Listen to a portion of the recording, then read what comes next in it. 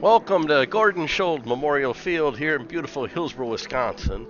Fine display of autumn colors for the ride over as we get ready for Ridge and Valley Conference football. Hillsboro's homecoming tonight. Hillsboro coming into the game at 4-2 overall, 4-0 in the Ridge and Valley Conference. That's good enough for first place. Midway through the season, Wauzeka-Steuben Seneca, or Seneca-Wauzeka-Steuben, I guess it is. They are 2-4 overall on the year, 2-2 in the Ridge and Valley, good enough for third place. Hillsboro enters tonight's game after becoming playoff eligible for the first time in 4 years a week ago. Their focus now switches to winning a Ridge and Valley Conference championship. They also would like to secure a home playoff game by winning the remainder games of the season.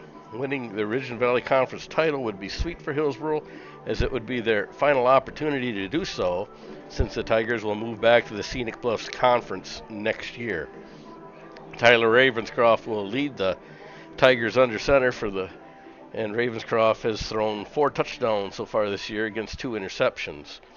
Through 6 games, he's also averaged 32 yards passing per game. Joseph Cairns has been on the receiving end of the bulk of those passes. Cairns has 3 touchdowns through the air, averaging 24 yards per catch and 40 yards per game. The big story for Hillsboro is senior running back Isaiah Stokes, where he has amassed 738 yards on the ground thus far this year. He has 9 rushing touchdowns and averages 123 yards per game.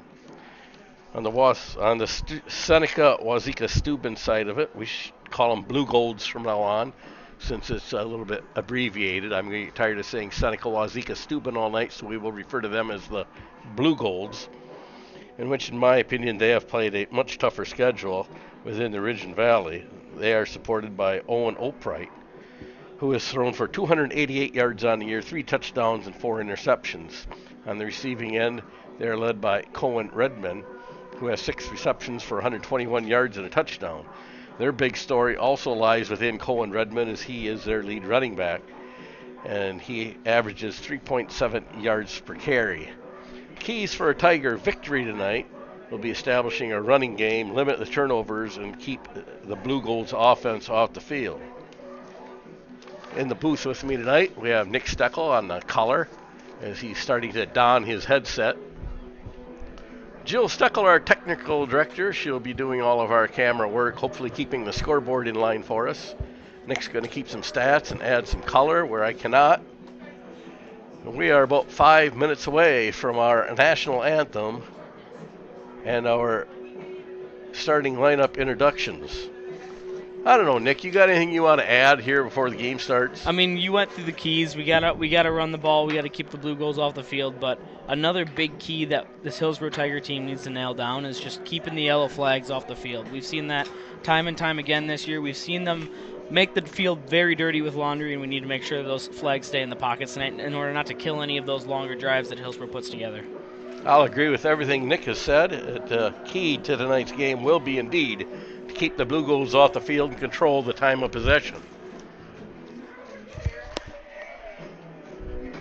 Going over some rough stats, and we'll update throughout the night, but Hillsboro has outscored their opponent in every quarter except the fourth quarter this year. They have lost the fourth quarter 22-12, and again last week, Hillsboro with the big lead in the fourth quarter, squeaking one out at the end. I guess a win is a win, but Hillsboro is going to have to be all gas and no brakes in order to beat this Blue Gold team tonight. We look on the Blue Gold stat sheet here, and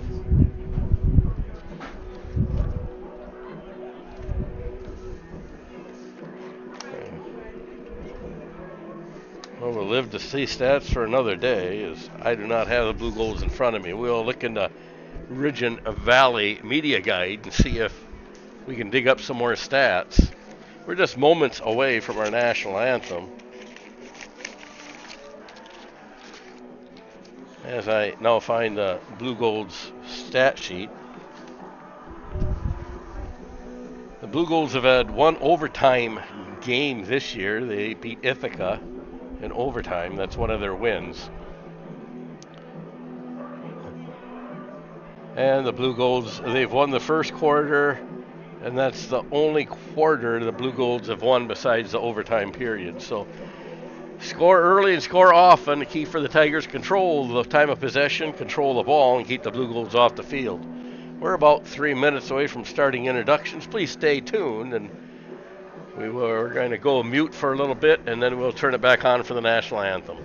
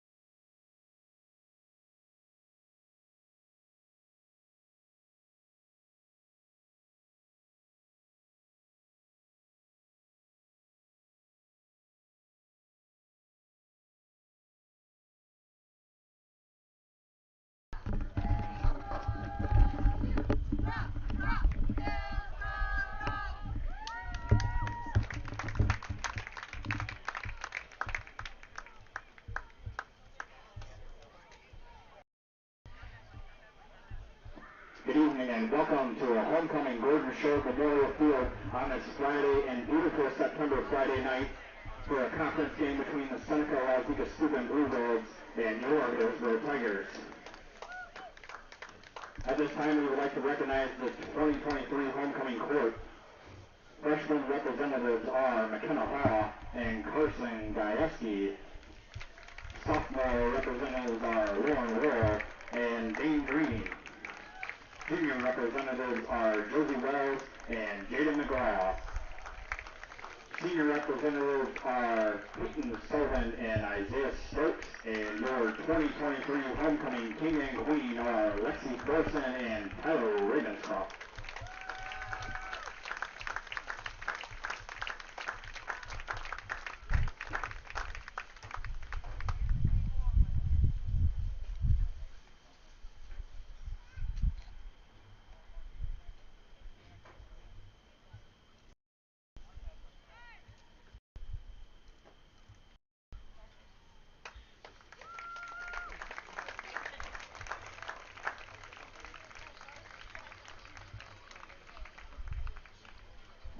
At this time, if you are able, please rise, remove your hats, and turn your attention to the south end zone for the playing and raising of the national anthem flag and for the national anthem led by band director Sam Matajewski.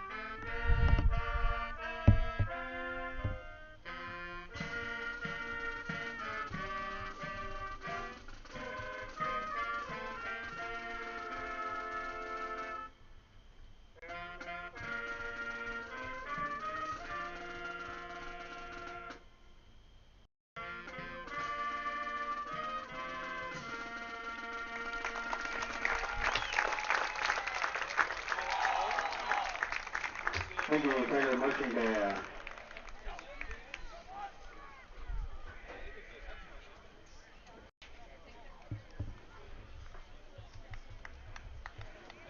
First, introductions for the visiting Seneca-Wauzeka-Steuben Blue Bulls. A senior, number 78, Nicholas Walls. A senior, number 77, Jonah Klima. A senior, number 60, Ben Berg. A junior, number 55, Guy Capinas. A senior, number 27, Lucas Cooley. A junior, number 24, Dawson Davidson. A senior, number 20, Colin Redmond. A junior, number 18, Owen Albright. A sophomore, number 9, Hunter Hagensick. A junior, number 4, Cooper Lemus. And a senior, number 3, Tucker Staluka. The Blue Bulls are coached by Derek Joy, assisted by Brad Gillitzer, Cody Mullican, A.V. Roth, Nick Benish, and Jared Kane. Now, introductions for your Hillsboro Tigers. A junior, number 88, Joseph Carts. A sophomore, number 65, Ryan McCoy. A junior, number 60, Nolan Hansen. A sophomore, number 52, Dane Green. A junior, number 36, Isaac Stein. A senior, number 25, Aiden Soap. A senior, number 23, Ben Clifton. A senior, number 21, Isaiah Stokes. A freshman, number 13, Caden Clark. A sophomore, number 8, Miles Ravenscroft. And coming in at number 5, a senior, Urban Novacek.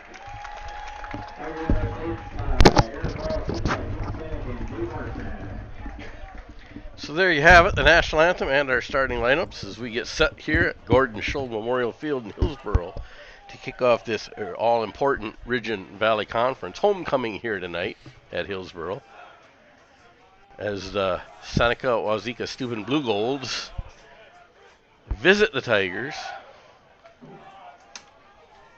for the last time as a conference foe, as next year Hillsboro will leave the Ridge and Valley and return to the scenic bluffs. So Hillsboro sitting in first place at 4-0 in the Ridge and Valley. Seneca-Wauzeka-Steuben, the Blue Golds, they are sitting in a near third place, 2 games behind with a 2-2 record. keeping their conference championship hopes alive with a victory tonight, where Hillsboro trying to put the pressure on second place Highland with a win tonight.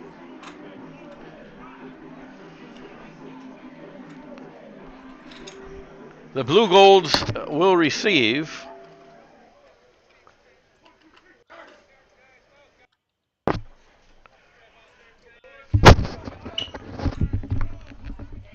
back deep for the Blue Golds, Dawson Davidson and Hunter Hagensick.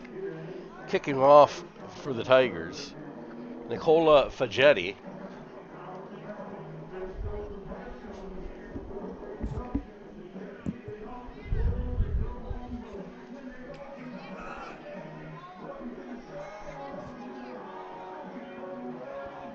Fagetti tees it up.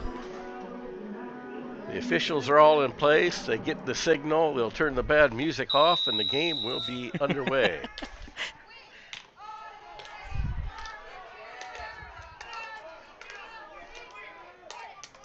Kick fielded going up the far side with a very good return all the way to almost the 40-yard line. The 41 of Hillsboro. They're going to mark him down at the 40-yard line to the Tigers. It's an outstanding return by the Blue Golds to get things started. Just got to stay in your lanes, especially on that first kickoff of the game. Set the tone early. The Tigers indeed will have to improve on their special teams kick coverage. So they rule him down at the 43-yard line. It'll be 1st and 10 for the Blue Golds.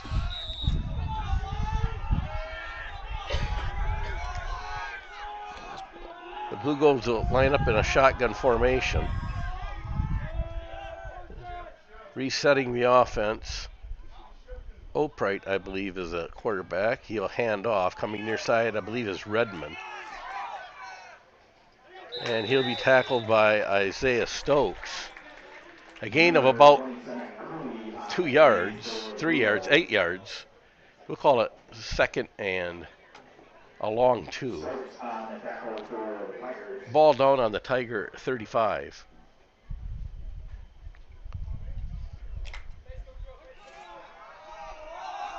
So 2nd and 3 of what they're calling it officially. Opright shotgun formation. He'll hand it off again. Redmond up the middle. He'll have the first down plus a couple down to the Tiger 30-yard line, where it's going to set up 1st and 10 for the Blue Golds. Not the start I think the Tigers wanted. No, it just seems like they're kind of playing a little soft up front, and everything's kind of just being pushed around. A lot better than what we saw last night in the volleyball game. There's a lot of feet moving backwards. A lot of feet moving backwards. I don't think the feet were moving at all in the volleyball game last night. So the Blue Golds will stretch receivers out both left and right. Opright still in shotgun formation. He'll hand off up the middle again. And met for a couple-yard gain. And on the tackle, Joseph Cairns. Down to the Tiger 28-yard line. He's going to set up 2nd and 8 for the Blue Golds.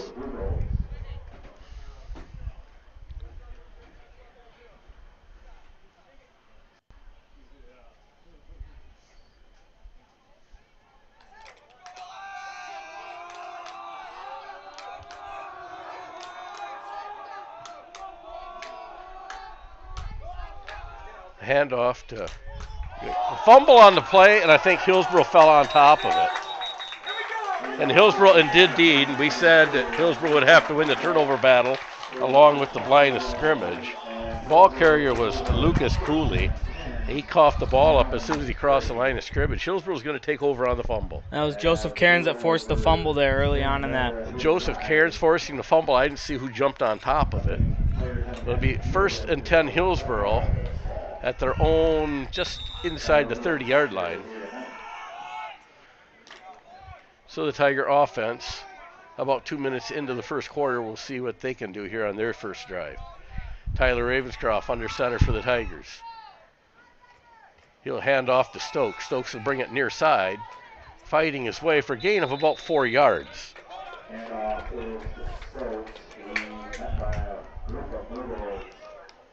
A host of Blue Golds in on the tackle. Last one to get off the bottom of the pile was number 55, Gabe Capinas. As Isaac Tyne will check into the game for Irvin Novacek.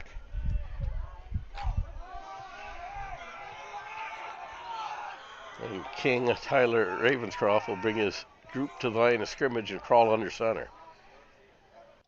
Ravenscroft handoff again to Stokes. And Stokes breaks away. He's at the 40, 30. They aren't going to catch him. 20, 15, 10, 5, and touchdown for Isaiah Stokes. Stokes will rattle off a 66-yard scamper to put Hillsboro on the board first, 6-0. And Hillsboro will line up for their extra point. It appears quarterback Ravenscroft's coming on the field, and they will go for 2. We've been talking about that for a few weeks now, how they just got to get the ball into his hands and let him go to work. And he's 2 plays, he's got 70 yards. He's your workhorse, let him work. And Hillsboro indeed will kick it. They've got Isaac Tyne out to do the extra point kicking duties. Kind of a trick play. They've overloaded the left side of the field. All that's on the line is the center. One man split out wide. We'll see how they play this. And they're going to run it. Running is Stokes. Stokes running. He flips it to Tyne, and Tyne is in for the 2. So a play we haven't seen yet. Hillsboro, Stokes takes off. He was the holder. He takes off running. And you flip the ball to Isaac Tyne. Tyne will jump the final yard into the end zone. And Hillsboro up 8-0 here. 9:13 left to play in the first quarter. Those kind of plays, I saw one of those last week when I was reffing over in River Valley, and I don't think that's the way it was supposed to go, but it ended up working nonetheless. It ended up working really great. I didn't know what to expect, how Seneca was going to react when they overloaded the left side. And I guess if it works, it's a great play. So Hillsboro's going to line up for their second kickoff of the night. As Fagetti lines up his kicking tee. The Blue Golds will get set to receive once again. And Hillsboro didn't have a lot of time of possession, but if you can score fast and quick, you don't need time of possession. That's true, and if in high school we've learned that the clock runs really quick. And so if Hillsboro's defense can stay on the field for a while and give the offense a little breather after that quick possession, then you've got yourself a real quick ball game and maybe another quick score. So back deep to receive for the Blue Golds, Dawson Davidson and Hunter Hagensick.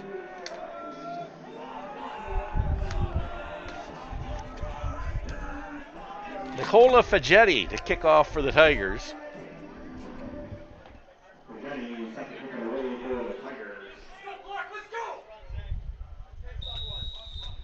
And Fagetti will line up his troops. A kick on the way. Deep. It's going to sail all the way down about the 12-yard line. The Blue Golds with a great return last time. This one's another good one. It looks like it's Davison on the stop. A host of them. Caden Clark in on that, along with Jaden Burnett was also in on that tackle. Hillsboro's defense, once again, will be looking for a stop. Big turnover on the Blue Golds' last drive.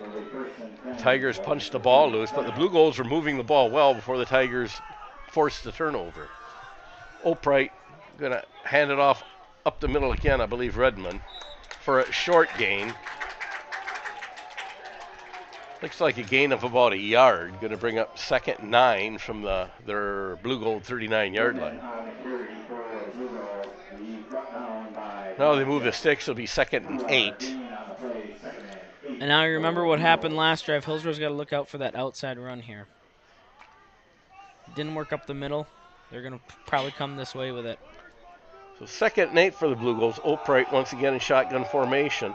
He'll run. Opright keeps it. Up the middle he goes. A short gain. In on the tackle for the Tigers, Irvin Novacek. I see Copeman in the bottom of the pile, and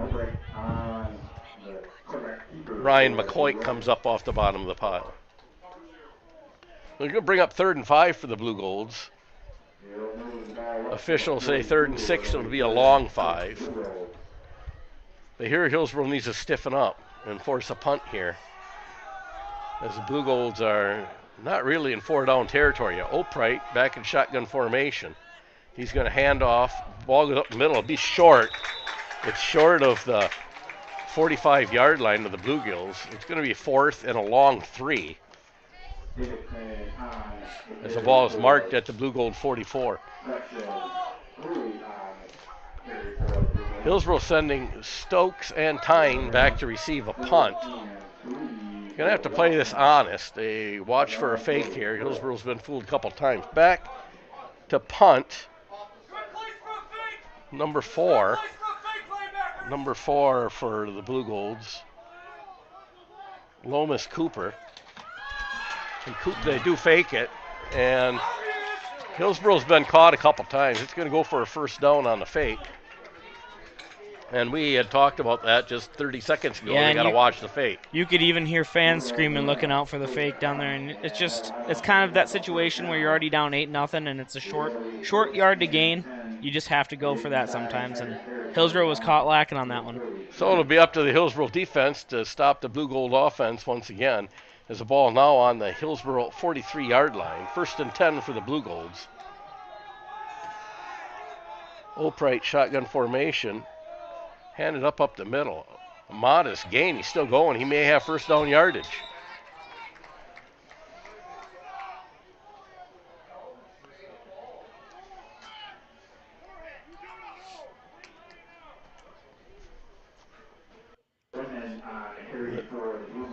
Ball carrier was Redmond. He did run for first down. The ball spotted at the Hillsboro 33-yard line. It'll be 1st and 10 Blue Golds.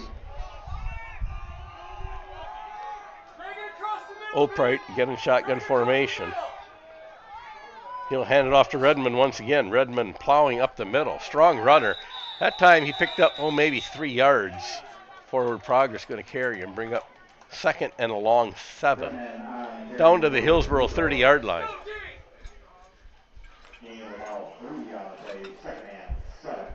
So now I would say that the Blue Golds are in 4-down territory, even though it's only 2nd down. Talk about 4 downs. We're hoping for the Tigers to stall them out here.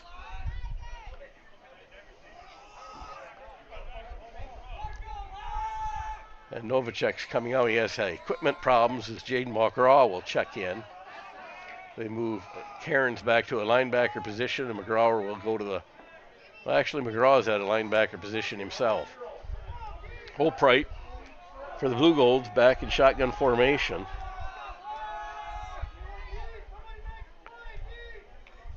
And Opright's going to keep it himself. He's at the 30, down to the 25, and he's close to first down yardage, down to about the 22-yard line. Very close to first down yardage.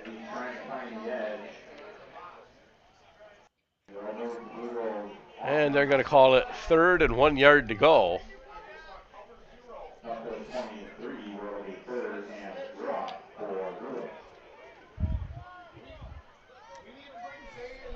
So 3rd and 1 yard to go on the Hillsboro 23-yard line.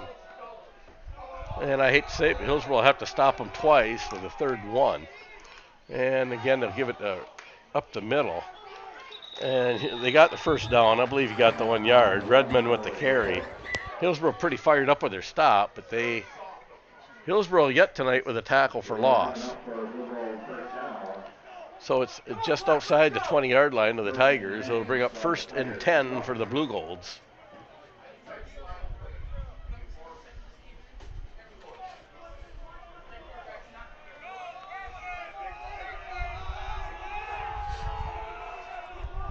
Opright takes a snap. He'll hand off to Redmond. Redmond, a strong runner. He's going to pick up, about 3 yards on the carry. They're maybe going to mark it at 4 yards on the carry. Going to bring up 2nd and 6.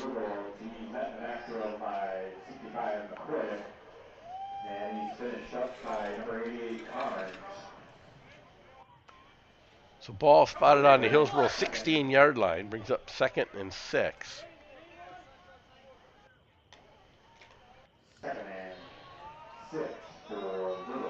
Just under 4 minutes to play here in the first quarter. Opright once again in shotgun formation. Receivers split out left and right. And now we have a flag on the play. And it could be illegal procedure called on the Blue Gold. It's going to back them up 5 yards. This is set up at 2nd and 11. Our first flag of the game on an illegal procedure on the Blue Gold. It's kind of a break for the Tigers to help stall out this Blue Gold offense. And you almost need a stuff here to kind of stall out this drive for the Blue Golds. The Blue Golds, much like Hillsboro, not a strong passing team. Although they split receivers out, you have to respect the receiving game as they make room for Redmond to run. And this one's going to be up the middle.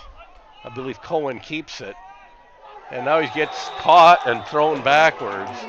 Cairns and Stokes in on the tackle along with Miles Ravenscroft.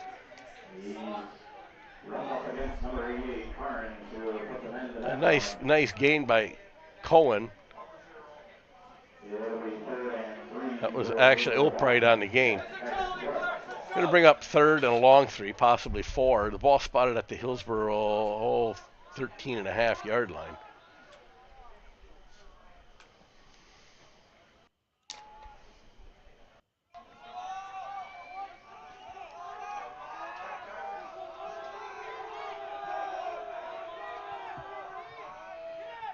No backs in the backfield. Shotgun, and Opright will take it himself. He's met immediately by Irvin Novacek and Caden Clark on the tackle. Actually, that tackle for a loss by Clark and Novacek. That's our first tackle for loss tonight. Hillsboro's been doing very well in that department as they drive Opright on keeper back. And we're going to have a timeout called by the Blue Golds. That'll be their first charge timeout with 2:33 left to play in the first quarter. Hillsboro leading. They struck first on the Isaiah Stokes 66-yard touchdown run. Yeah, that's a huge stop by Hillsboro, but now you've got 4-down territory and it's 4th and 5, and the Blue Golds are definitely putting together a play for this 4th and 5 situation. Yeah, 5 or 6 yards isn't undoable the way they've been nickeling and diming it down the field.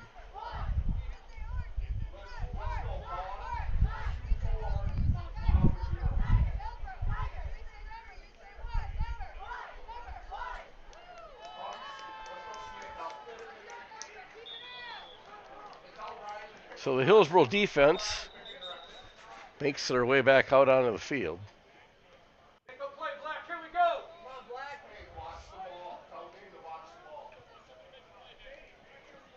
Nobody jumps here. Hard count. Nobody jumps. Coming out of the timeout, it'll be 1st and 5 for the Blue Golds. So the Blue Golds come back after their timeout. They face a 4th and 5 as they split receivers out both sides. One lone running back behind Opright. I believe it's Redmond. Opright will take the snap. He's back to pass. He'll launch it to the far side of the field. He's got an open receiver, and he overthrows him. Hillsboro will take over on downs with no laundry on the field. So it'll be 1st and 10 for Hillsboro on their own 15-yard line as the defense comes up with a big stop. Yeah, coming into that bend don't break mentality, that's huge for Hillsboro, especially up 1 score. You can try to take the ball the other direction on your second drive here and see if you can get another 8 on the board here. I think Hillsboro still has to stick with the running game. They have to establish that, chew some clock up if they can. We won't argue with 60-yard runs. But we'll see if Hillsboro can dominate into the second quarter. Ravenscroft under center. He'll take the snap. He'll give it to Stokes once again. Stokes weaving his way with a nice run. He's up to about the 23-yard line. About a 7-yard run, going to bring up 2nd and 3 for the Tigers. And if the Tigers get 7 yards on every run, they won't have no problem tonight. That's true.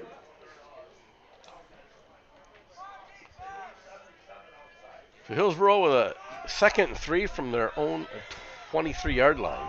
Ravenscroft under center. Will take the snap. Again, he gives it to Stokes. Stokes off tackle. I think enough for the 1st down. As he appears to be out to about the 29-yard line. And they do signal 1st down Hillsboro. And they'll spot the ball on the Tiger 29-yard line. 1st and 10 Hillsboro, a minute and a half left in the first quarter. Ravenscroft once again under center for the Tigers. He'll hand off again to Stokes. And Stokes, he'll rumble his way up to the 34-yard line. It's going to bring up a second and short 5, second and 4 we'll call it. Ball at the 34-yard line of the Tigers.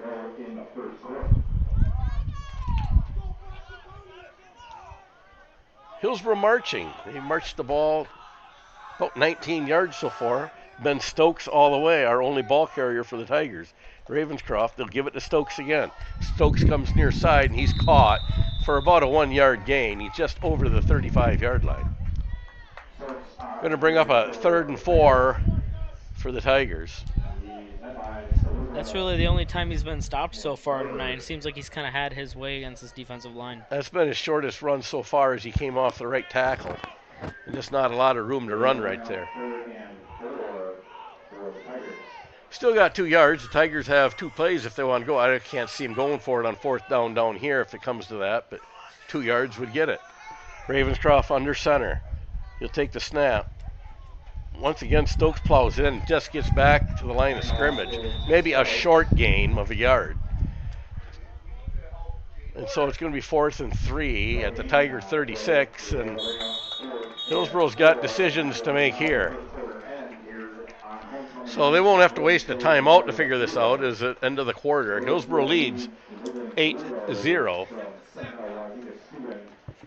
And Hillsboro, to their advantage, they don't have to waste a timeout here to decide, do we punt with 4th?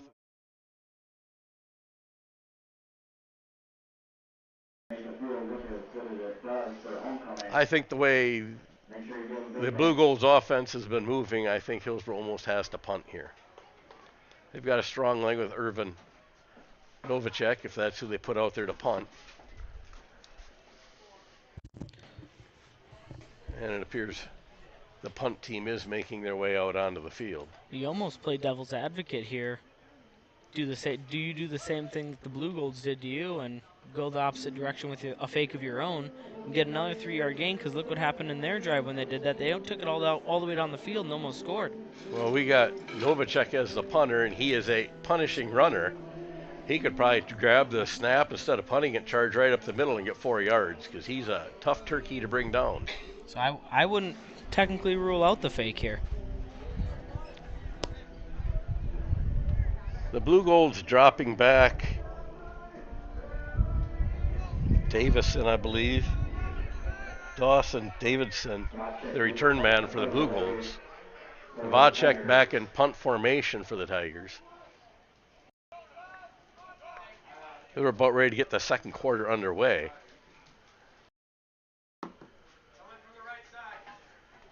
They aren't waiting for us. They almost act like they got a TV timeout, Nick. Here we go. We're ready to roll. And a bad snap through Novacek's legs, and now that's bad news for the Tigers. Novacek is going to be brought down around the 10-yard line of the Tigers, and Hillsboro, that was costly. Yeah, I mean, you could have had a fake, you could have had a punt, but you can't have a ball snapped 30 yards past the line of scrimmage. Hillsboro loses about 20 yards on the snap. Ball's going to be marked way down at the Hillsboro 15-yard line where it's 1st and 10 Blue Golds. And that's as costly as the Blue Golds fumble, maybe more costly even. Hillsboro's defense is going to have to buckle up. They've been on the field a long time. We talked about that time of possession. And Opright, shotgun formation, he'll give it to Redmond. Up the middle, Hillsboro with a good stiff defense there. Limits the gain. Dane Green on the tackle along with Caden Clark. A gain of a long 2 yards, going to bring up 2nd and 7 from the Tiger 12-yard line.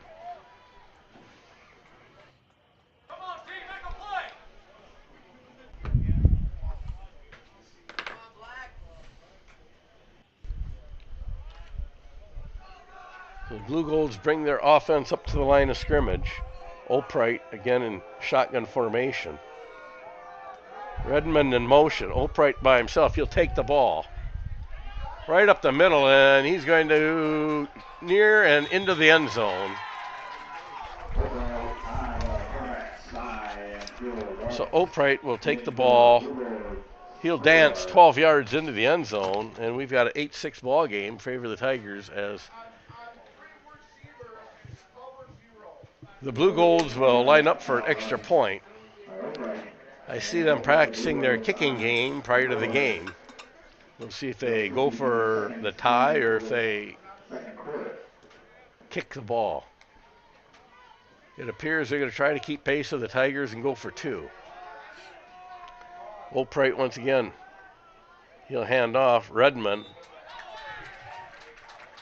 Almost untouched going up the middle Yeah, there. I didn't see anybody touch him. We got a tie game, 8-8, as Redmond will score the 2-point conversion for the Blue Golds, and the Tigers have their work cut out for them. So far, the scores have come off basically turnovers. And we talked about that before the game. The turnovers were going to decide this game. Turnovers and time of possession is going to play a big part in this game. Hillsboro is going to receive a kick for the first time tonight.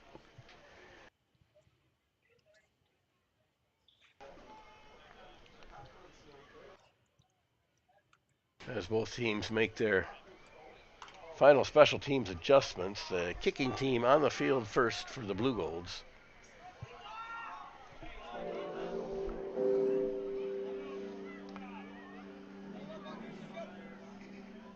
$11:08 left to play in the first half. We're all tied up here, 8-8. It's what we expected to be a tight ball game.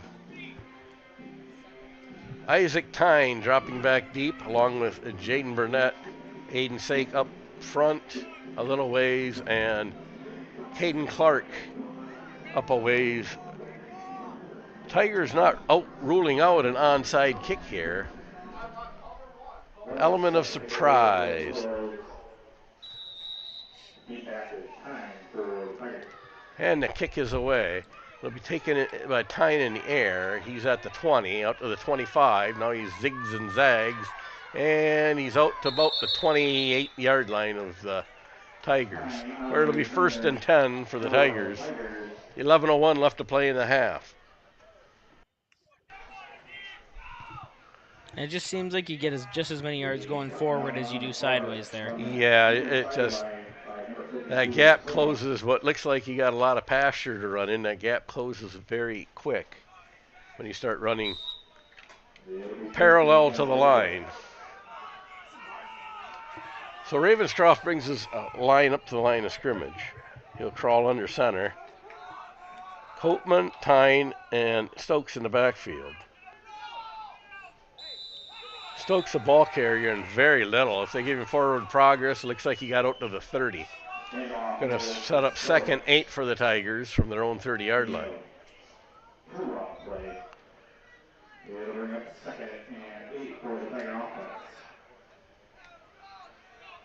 So Rafel will check into the game for Aiden Sake.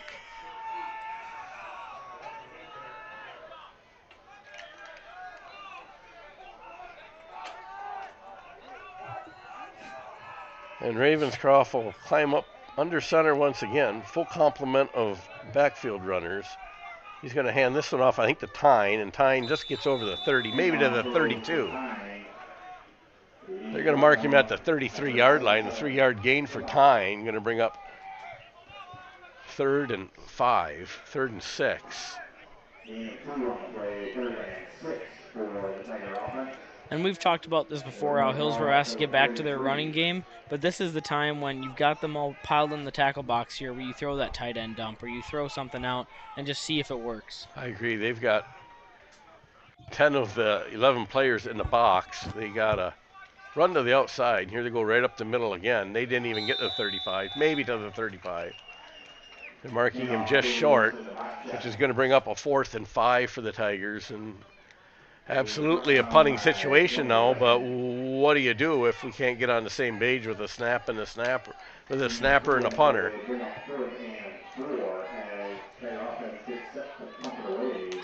And just after an explosive start, the Hillsboro offense just kind of stalling out here.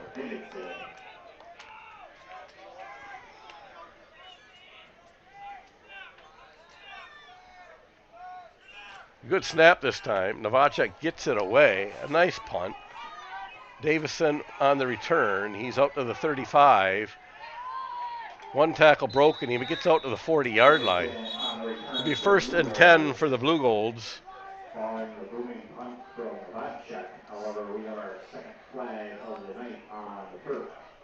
So we have some laundry on the field. We'll see what the flag is about. Blocking the back, so this one's going to come back. A penalty against the Blue Golds. And it will be blocking the back on the receiving Blue Golds. And I believe they take that foul from the spot of the foul,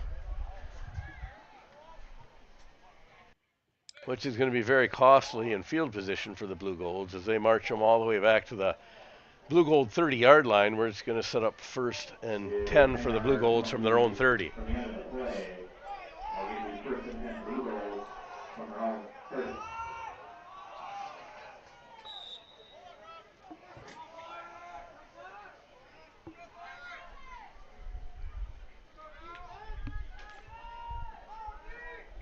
So Opright back in shotgun formation.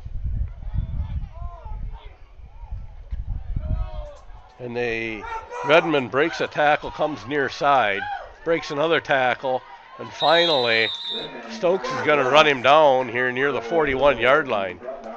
A gain of 11 yards and a 1st down for Redmond, and they had Redmond tied up for a loss, and the pursuit didn't get there, and he turns into an 11-yard gain. And it's not so much pushing people over as it is getting your arms around them and pulling them down, or holding them still just long enough for someone else to come help out.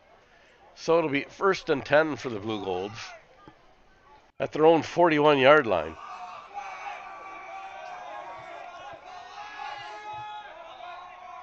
Opright and another flag, a false start, and that's going to back the Blue Golds up 5 yards. Going to make it 1st and 15 from their own 36.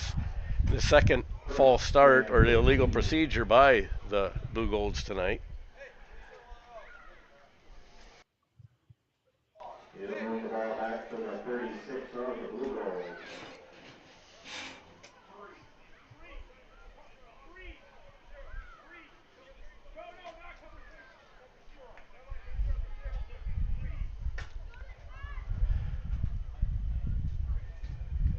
Let's go. Let's play football. Let's go.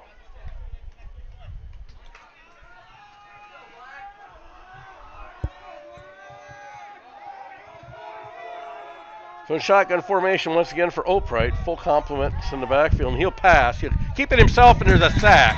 Sack is going to be made by number 5, Irvin Novacek. As Novacek gets back there, it's going to be, about a 3-yard loss, I think he got Opright for. They're going to officially call it loss at 2. 2nd and 17 will be a long 17. One of the bigger plays for the Tigers tonight, with 7.5 left to go in the half. And the Blue Golds will split receivers out wide both ways. The one on the top of the screen is really wide. Opright will take it. He'll flip it to Cooley, I think. They're giving chase. He's going to get positive yardage. Another flag on the field, I believe. They're going to mark him out about the 40-yard line, but I thought I saw a flag fly. Official timeout.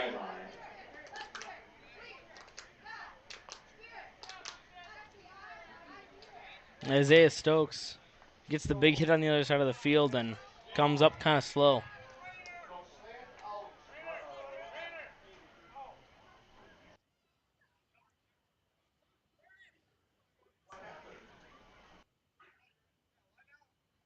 And Aiden Sake coming off the field under his own power. He must have been the down player on the other side, the reason for the official timeout. They're going to mark the ball about the 42-yard line. It's going to bring up 3rd and 9 for the Blue Golds. The Tigers need a big stop here. It'll be 3rd and 9 for the Blue Golds. Get after it up front. Let's go.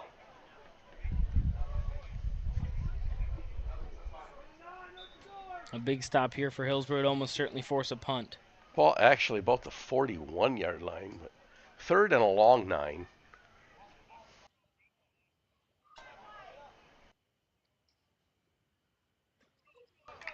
The Blue Golds taking a lot of time in the huddle. Now the 10-second mark's up on the back. 5. And Opright will get it off. He's back to pass again. He'll launch one downfield, and a fall incomplete. It's going to bring up a 4th and 9.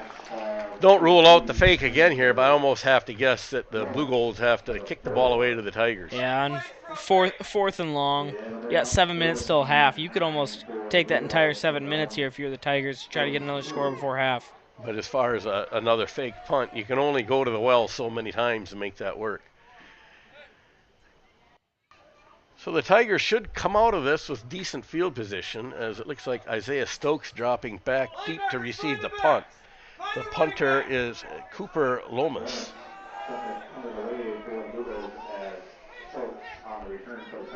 And Lomas with the punt, and there's going to be an illegal procedure. It's going to back the Blue Golds up 5 more yards, as the whole left side of the line left before the ball was snapped.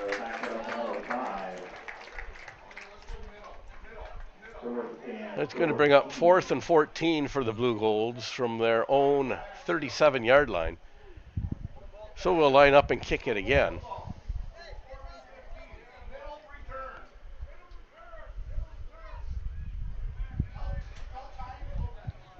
So Stokes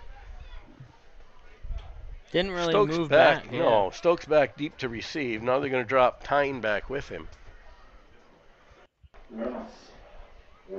They should almost spread out a little bit, cover more ground here. And one is going to have to become a blocker.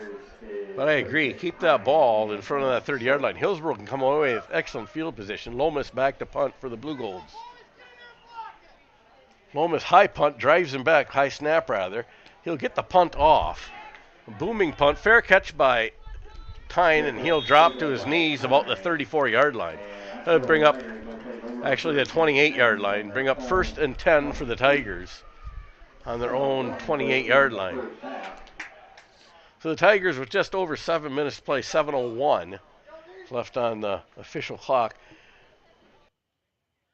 That's what Hillsboro needs right now, is a 7-minute drive and into the end zone. Yeah, and you see on that punt, it took a little while to get that punt off, and Dane Green was right in there just about to get a block off on that.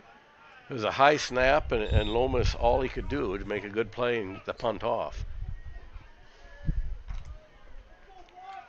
So Hillsboro will scramble up to the line of scrimmage.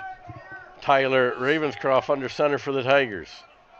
Full complement of runners in the backfield.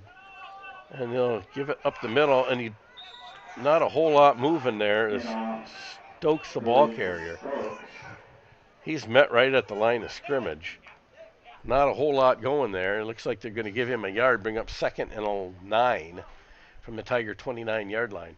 Irvin Novacek checking into the game now for Isaac Tyne, along with David Johnson coming in to play end. So the Stokes, after a very successful first quarter, the Blue Golds starting to key on him and stuff him. I'm with Nick. I agree. They have to try something to mix this up. Ravenscroft brings his line up under center, full complement in the backfield once again. Koopman goes in motion. He'll flip the ball to Koopman. He'll come near side. He's got running room. He's got Stokes blocking. Koopman's going to be forced out about the 48-yard line of the Blue Golds. He had Stokes leading him down the field blocking. And they're going to mark him right at the 50-yard line that he stepped out. So a first down run by Ben Koopman. That was kind of a pretty play. Yeah, you see we've been talking. You just got to get the ball out of the middle of the field. You've been running up the middle all night already. You just do something different, and as soon as you do something different, you get a big play out of it.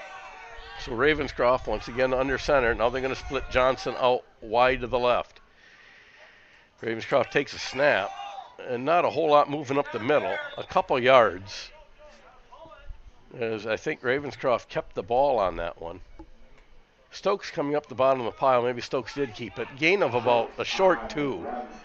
So a 2nd and a long 8 for the Tigers down to the Blue Gold 48-yard line. We're down to 5:20 remaining here in the first half. We're all tied up 8-8.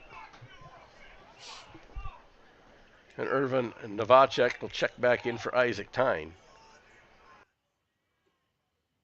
And a second 8, I wouldn't be opposed to giving it to Novacek and let him bruise his way up the middle. He's a punishing runner. I don't know. I'm just kind of tired of watching it go up the middle. We need to do something different. Ravenscroft under center. Novacek and Stokes, or Koopman rather, back there. And Novacek up the middle, maybe even lost a yard. It's going to bring up third and about no gain. Now they're going to back him up. A loss of 1. Be third and 9 on the blue gold 49-yard line. Isaac Tyne back into the game for the Tigers. Now we're going to have a timeout, I believe, going to be called by Hillsboro. So Hillsboro is going to take their first charge timeout. Both teams with 2 timeouts remaining. 4:23 left to play here in the first half. We're all knotted up. Both scores, Hillsboro and the Blue Golds, basically coming off of turnovers. Hillsboro turned it over on downs, but it was a snap through the punter's legs and a loss of 20 yards on the play, which set the Blue Golds up with a short field to go 15 yards for a score. Isaiah Stokes, after a recovered fumble, scampered 66 yards on the very next play for the Hillsboro score.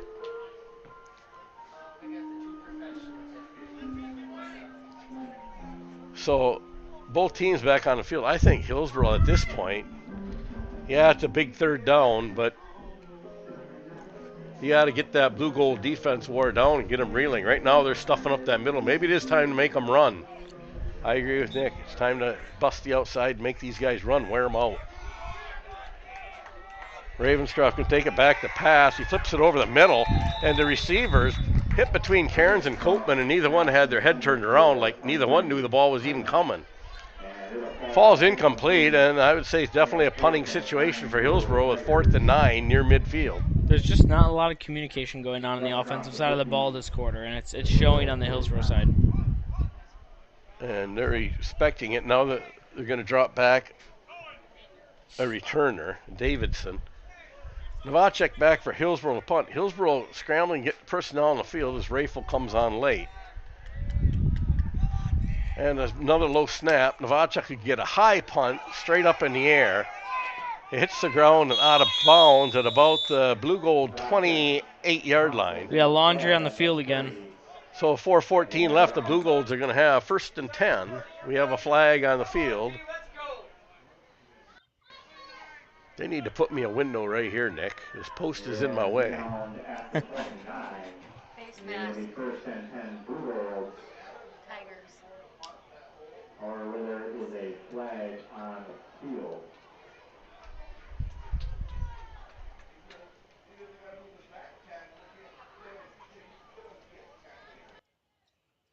So the official's still talking about it. They're thinking face mask. It's a hold. It's declined. And so they declined the holding call on the Tigers, the first flag tonight on the Tigers. The penalties declined. With only 4:14 left to play here in the half, it's going to set up 1st and 10 from the 29-yard line for the Blue Golds. And now they mark the ball just inside the 30, so we'll call it the 29.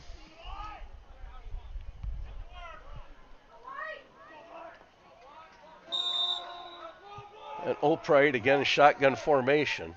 It's the only formation we've seen so far tonight. He's got a full backfield this time. To take the ball, he'll hand off the far side, different runner, and we got a flag in the line of holding, I believe. On the run for Google. However, the flag on the play. And it is holding against the Blue Golds. It's going to back them up. The play went for about a 1-yard gain. It's going to back them up to about the 20-yard line. It's going to be a 1st and 20.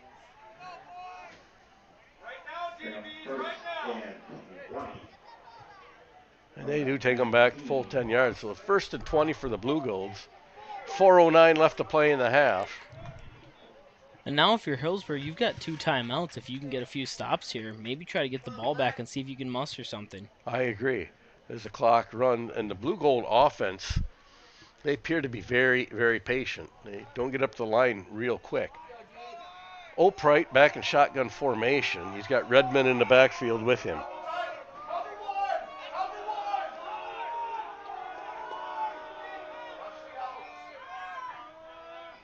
Opright's going to take it, fake the handoff. He's going to launch it downfield.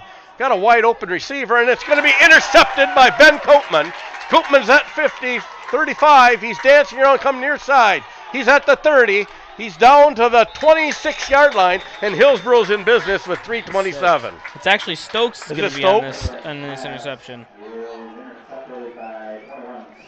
It is Stokes. Stokes on the interception. So doing it on both sides of the ball tonight is Eli Stokes. He intercepts it and returns it all the way down to the blue-gold 26-yard line. And with 3:27 left to play in the half, you've got to believe Hillsboro with 2 timeouts has a legitimate shot here to put something on the board. Yeah, just a big turnover late here in the second quarter, going into halftime. Need a score. Ravenscroft under center, full complement in the backfield.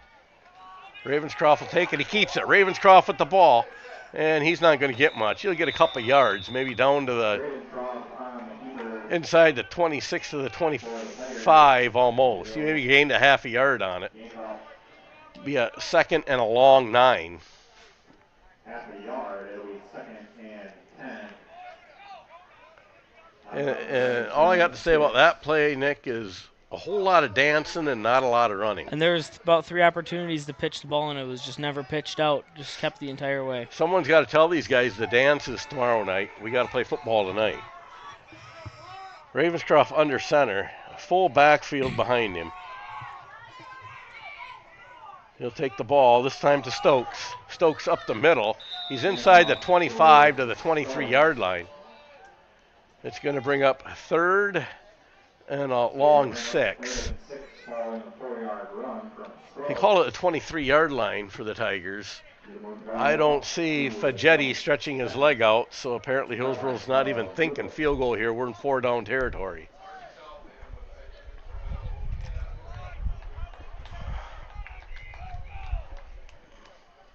You got to have a big chunk play here if you want to keep this drive alive. Ravenscroft sends Tyne in motion. Back to passes Ravenscroft. He'll launch it to a wide open Tyne. Oh, Stokes! That's Copeman on the reception. Ben Copeman with a touchdown reception. 22-yard touchdown pass from Tyler Ravenscroft to Ben Copeman. 1:56 left to play in the half. And the Tigers are going to line up for 2 once again, I assume. 14-8 is our score off the Copeman touchdown.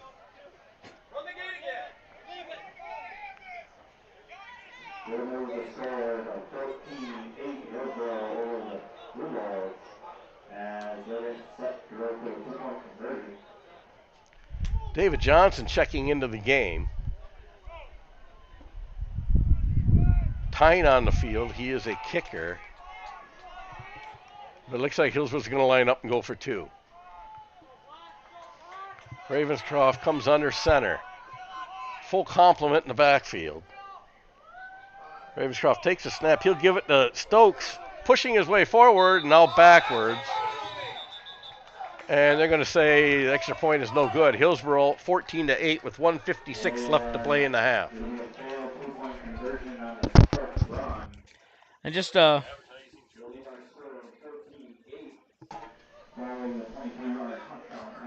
like to thank our senior student athletes for sponsoring the Hillsboro Tiger Athletic Booster Club.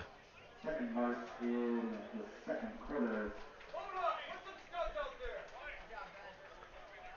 I'd like to also thank M&S Farm Equipment Sales for sponsoring our broadcast tonight. Again, here we have Stuck Family Farms and Mr. B Smokehouse Meats. It's going to be 80 degrees tomorrow. Go down there and grab something to throw on the grill. They're open till 1 p.m. tomorrow afternoon. Thank you to the Gunderson St. Joseph's Hospital and Clinics and their training staff who take such good care of our athletes. I'd like to thank Clark's Power Sports, your local Kawasaki dealer right here in downtown Hillsboro.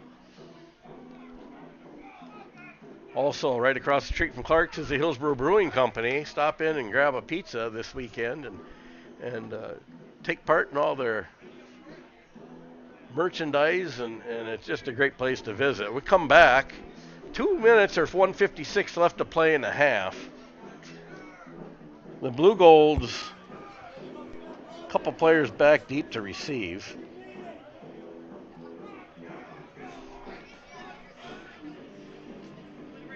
Hunter Hagensick is one of them.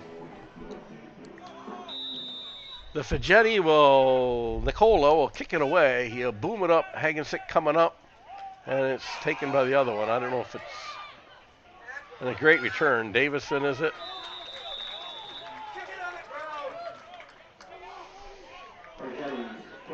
Lucas Cooley on the return. He'll bring it all the way out to the 45-yard line. 1:50 left to play in the half.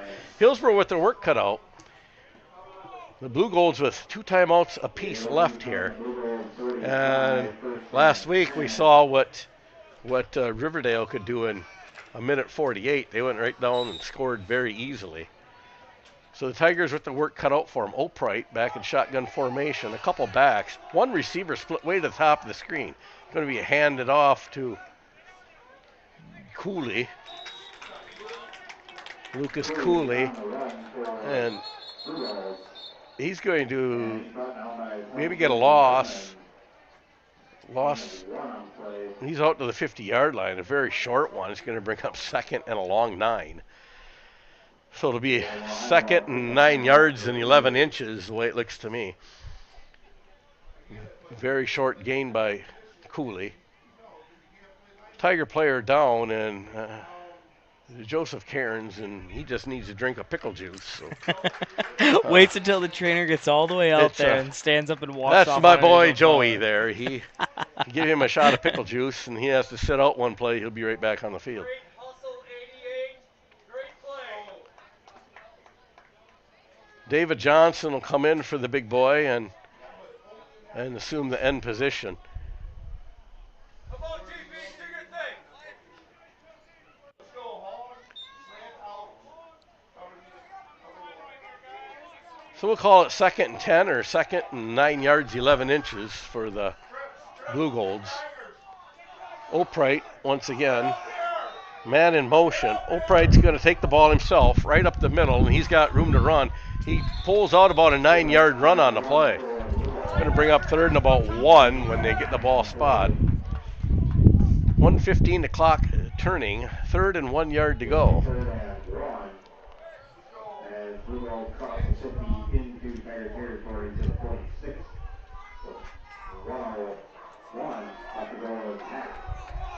Fulbright with full backfield behind him. He'll take the ball, he'll give it to Redmond. Redmond plows ahead for the first down. The clock will stop until they get the ball set here on the first down. And it'll be first and 10 from the Hillsboro 46-yard line.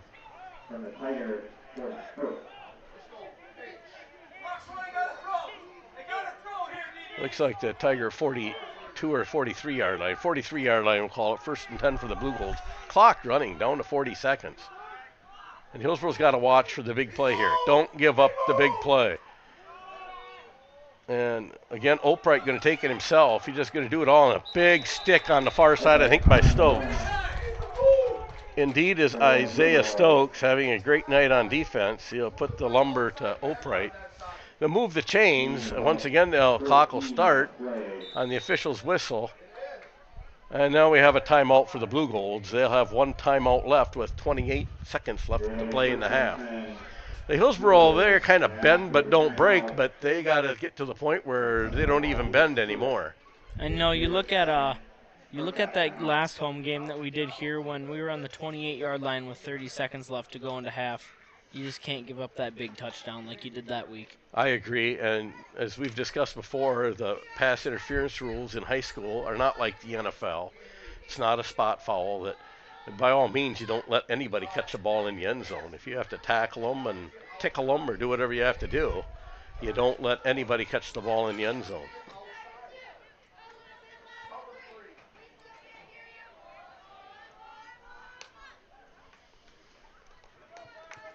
So Hillsboro making their defensive adjustments. If nothing else, this gives Hillsboro a chance to get a drink of water and a little breather.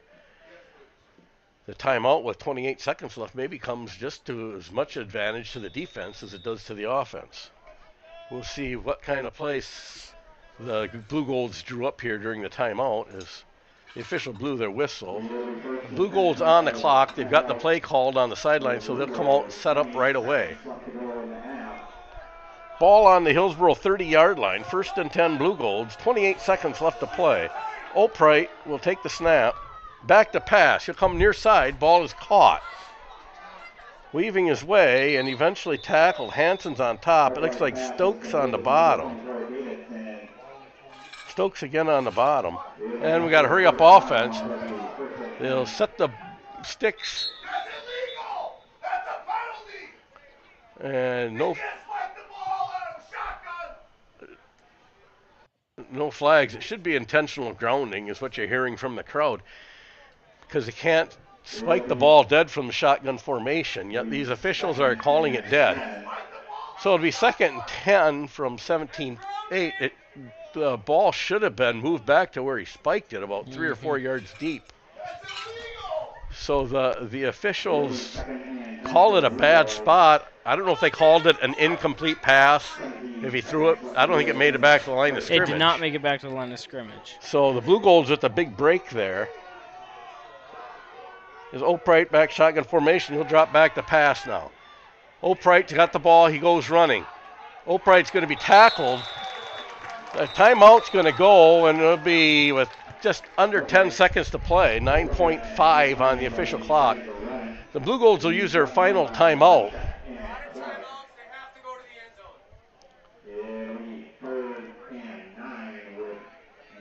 And so if you're the Tiger team, you line up and you just keep them within the 20 yards as the ball is going to be 1st or 3rd and 9 from about the Tiger 20-yard line.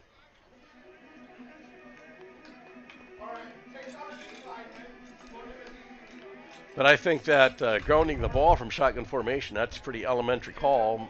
This officiating crew may have never seen that before. And we weren't thinking about getting into a passing attack today anyway. So, I mean, a lot of young officials out there. And so Jaden Burnett's going to come into the game for the Tigers. They're going to put in their nickel or dime package, put a bunch of defensive backs on the field. We'll just hope they put in guys big enough to tackle Redmond, who's a pretty powerful runner. Even Opright showing some bursts of speed and power in his run game. Here we go. Less than 10 seconds playing. We're going to have a timeout called now by Hillsboro. So everybody, I think Hillsboro wanted to see how they were going to come out and line up. And we have a chess game between coaches now. And I don't know, you make anything of that, Nick? Of the intentional grounding? No, the timeout now. Match Hillsboro, here. yeah, chess match. I think Hillsboro's just looking to see what kind of formation they came out in. The only thing I don't like about taking the back-to-back timeouts is, one, you're second-guessing yourself as a coach, but two, you're giving the Blue Golds another chance here to kind of rewrite what they saw when they stepped out and saw the defense. Good points taken, so now they both have to make different adjustments. And Hillsboro coming out quick to line up.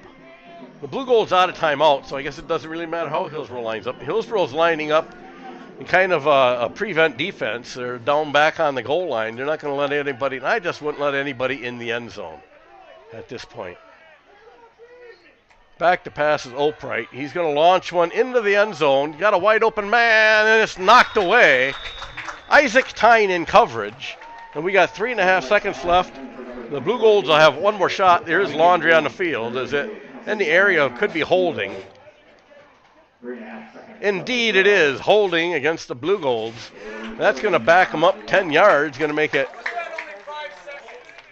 Does Hillsboro leave it here, or do they back them up? I guess I back them up.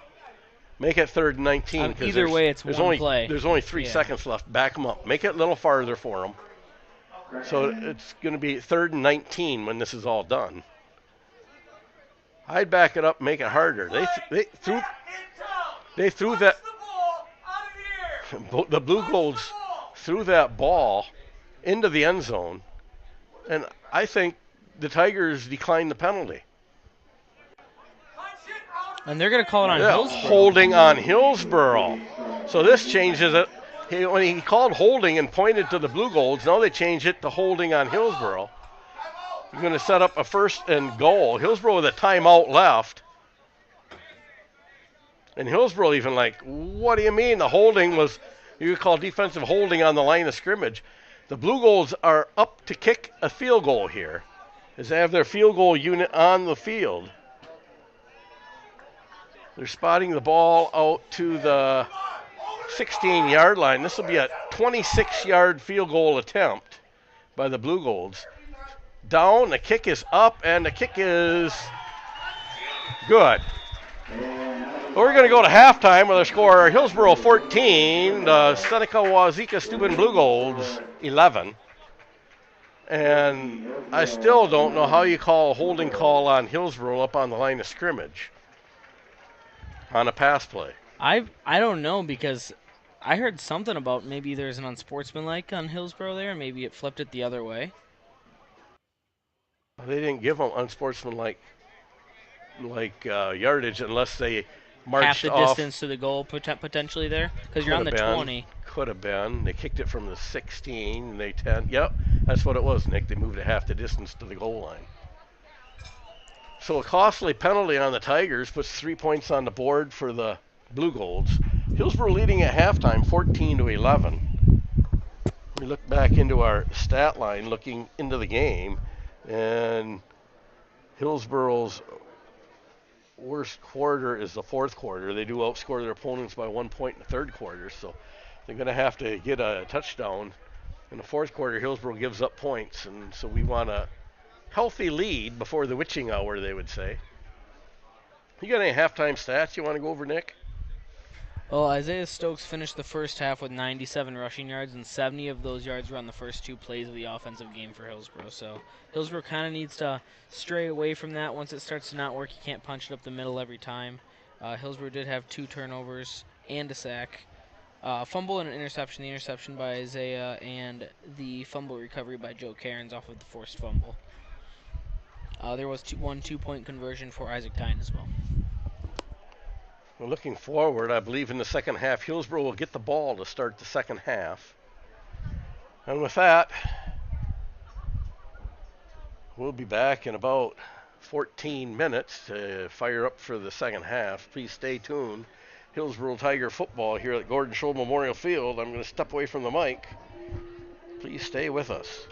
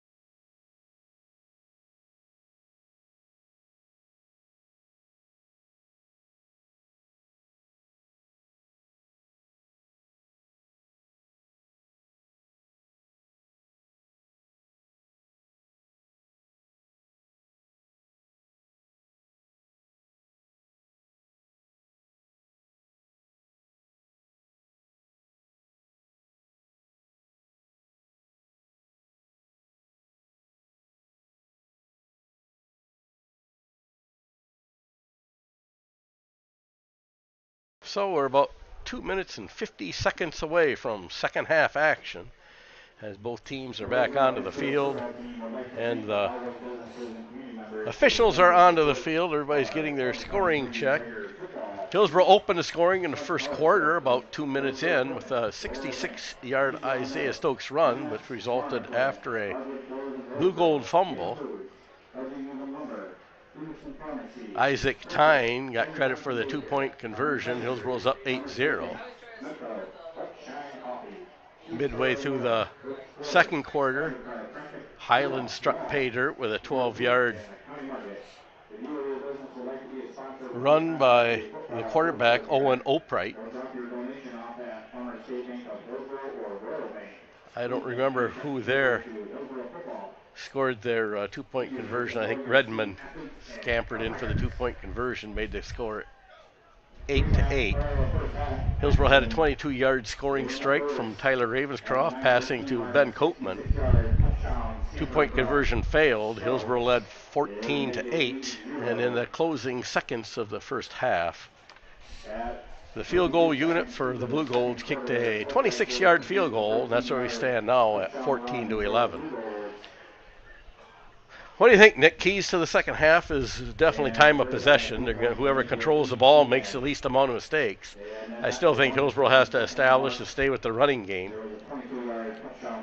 Yeah, we looked at that first half, and miscues kind of dictated what happened in that first half. The points that Seneca-Wauzeka-Steuben scored were on that miscue on that punt, just a long snap right back into our own end zone, kind of put a touchdown on the board for Seneca, but Hillsboro, both of their scores also coming off of turnovers. So really just miscues are kind of dictating this game. It really depends on who can hold on to the ball and who can make the least mistakes. And we've talked about that every game that we've announced. I'll agree, and I guess that's with any football game.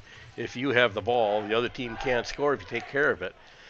We can't forget about the big turnover that led to Hillsboro's second score, the Stokes interception, where he had a nice return and put Hillsboro in great field position, which set up the 22-yard touchdown pass.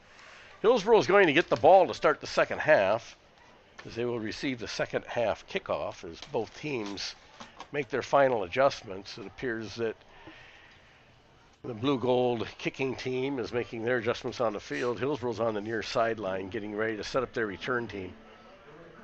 The return team hasn't been a real bright spot this year for the Tigers. No, it seems like they kind of just can't find their identity on special teams, really. They don't know quite where they want to go with the ball. Sometimes it looks like they're hesitating. They're going sideways a lot. They just need to put their head down just like they're running a run play and just go up the middle and hope for the best on that. And you made the comment earlier that if they'd run north and south instead of east and west, they'd gain a lot more yards. And here, hopefully on this one, they prove us wrong. They go east and west and find some pasture and take her to the house. But we'll see how that happens. I see Isaac Tyne dropping back to receive. The upman's going to be Aiden Sake, Caden Clark, and Jaden Burnett.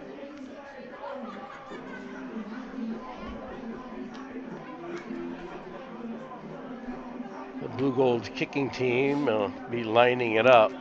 I believe lining it up to kick the ball is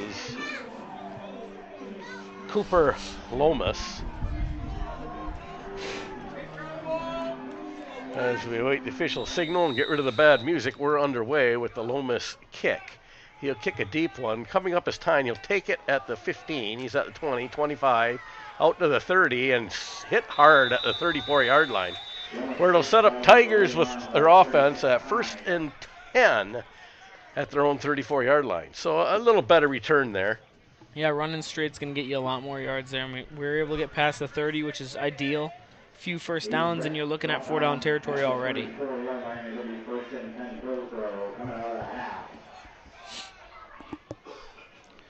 So we'll see what the Tigers drew up on the chalkboard at halftime, see how they're going to open up this second half in scoring. Ravenscroft under center for the Tigers. Full complement in the backfield. They're going to hand it off, I think, to Copeman. He's going to go nowhere. So Ben Copeman with the carry. He's actually They're going to say he got back to the line of scrimmage. Going to bring up 2nd and 10 for the Tigers. And we were just talking about that. Like, there was a lot of running up the middle in the first half. Maybe you run it up the middle a few times here to keep the defense honest, but then you got to start bouncing it outside like we saw in that big 20-yard run or getting a long pass for a touchdown. You have to start improvising a little bit more. The Blue Gold's defense have been pretty stingy up the middle. After that 66-yard runoff tackle by Stokes early in the first quarter, Ravenscroft again up under center. This time it might be a fumble. Ravenscroft tried to pull it out and the ball hit the ground, I believe. Awaiting official confirmation of what's going on here. I think they are calling it a fumble, and Hillsboro recovers. Falling on top of the ball is Isaac Tyne. And that's what I don't like about this triple option offense, is when the quarterback hangs onto it so long that he actually pulls it out, and we have a loose ball on the ground. You make up your mind and give the ball away or take it and go around the end. So no gain on the play is a pile up at the line of scrimmage. 3rd and 9. And I'm sure this isn't the way Hillsboro envisioned opening the second half. Ravenscroft under center, full complement of runners in the backfield. Ravenscroft going to keep it. Now he pitches it out to Tyne. Tyne around the far side, and for short yardage. Looks like he picked up about 3 on the play, going to bring up 4th and 6.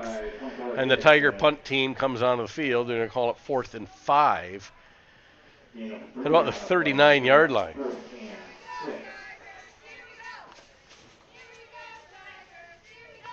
So Irvin Novacek back to punt. I believe Davison is dropping back deep for the Blue Golds to receive.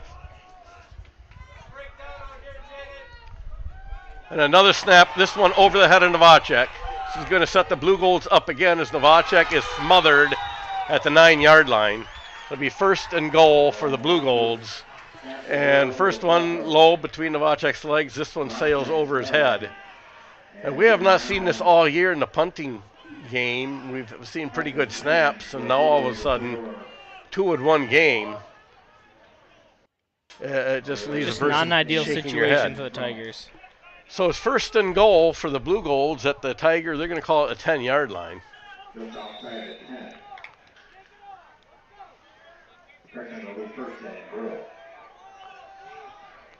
Opright under center. The Blue Golds with a short field. And this is Redmond. A flag on the play. It's a touchdown, but it will be coming back. Should be a hold on the line of scrimmage. On the Blue Golds, it's going to set up about a 1st and goal from the 20, I believe. So the Blue Golds caught cheating once again. It'll back them up 10, and it'll be 1st and goal from the 20.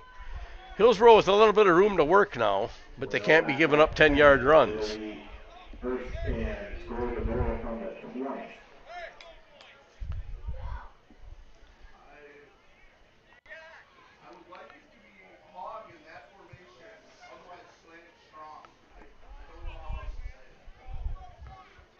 So the Tiger defense will have to stiffen here.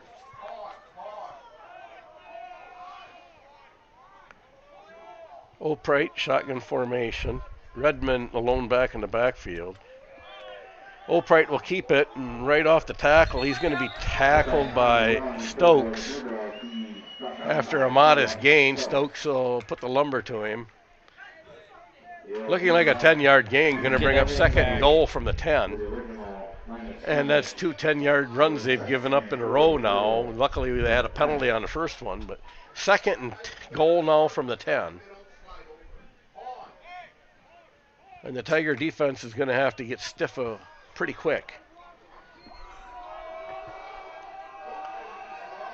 Opright again, Redmond alone back in the backfield. Opright takes the ball himself. Caught by Caden Clark in the backfield and getting the sack. Caden Clark stood him up.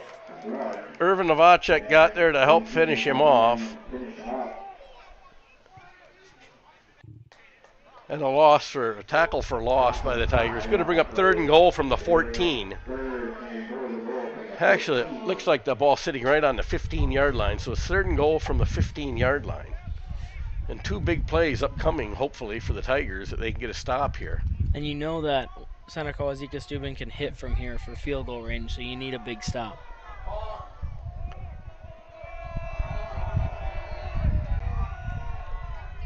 And Opright will keep it once again by himself. It comes off the left side. He's caught by Nolan Hansen, and he's wrestled to the ground. Stokes there to assist Hansen. It's going to bring up 4th and goal inside the 10, all the way down to the 6-yard line. So 4th and goal from the 6 for the Blue Golds. They've got personnel change. We'll see where they line up from here. From here it'd be a 22-yard field goal. It looks like they're looking to go for it.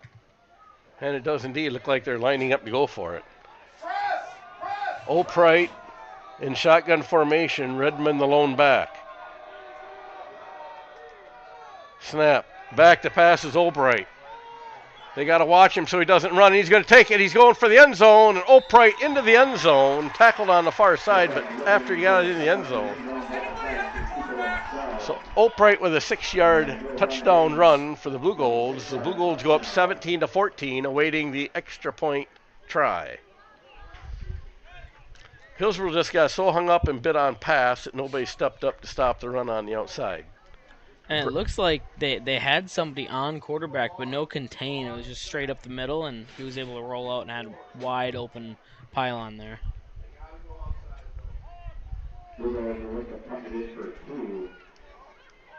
So leading by 3, the Blue Golds will line up to kick.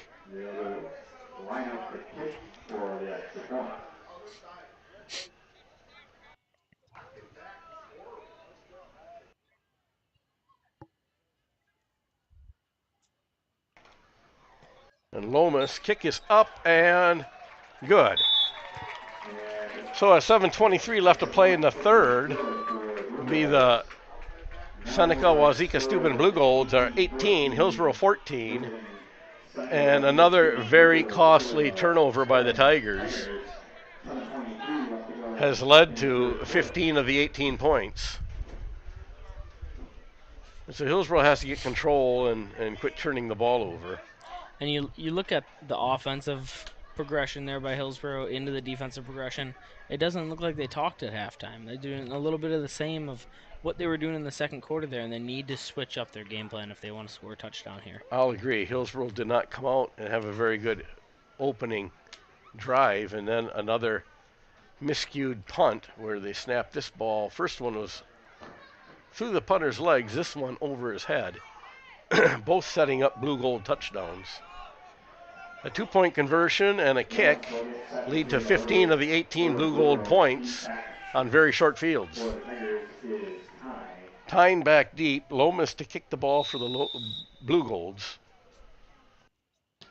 And a kick, kind of a line drive, going to get by Tyne. He chases it to the end zone. Hillsboro will take the touchback. He'll bring the ball out, I believe, to the 20-yard line. So Hillsboro with a long field in front of them. It'll be 1st and 10 for the Tigers at their own 20-yard line.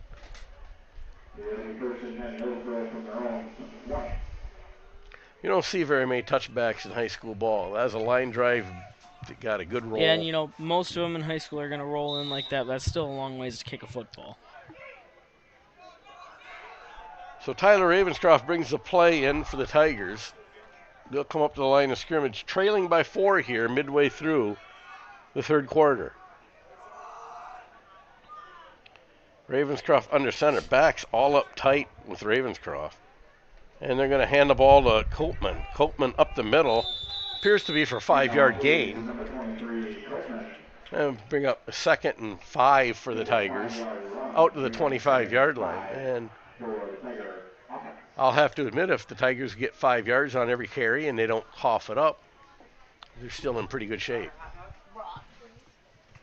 What do you want, brother? Hot dog? Hot dog. Thank you. Thank you very much, Miss Sullivan. Ravenscroft again under center. You take the ball, they're going off tackle, hard run. Maybe only for about 3 or 4 yards. That was Stokes on the carry. And it's going to bring up a 3rd and long 1 at about the 29-yard line.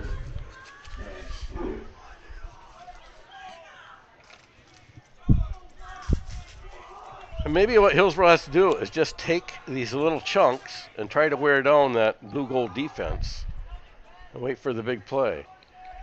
The fumble by Ravenscroft, and the Blue Golds have it with a short field once again. So Ravenscroft puts the ball on the ground. And a short ball field and Hillsboro playing defense all night is going to get tired pretty quick.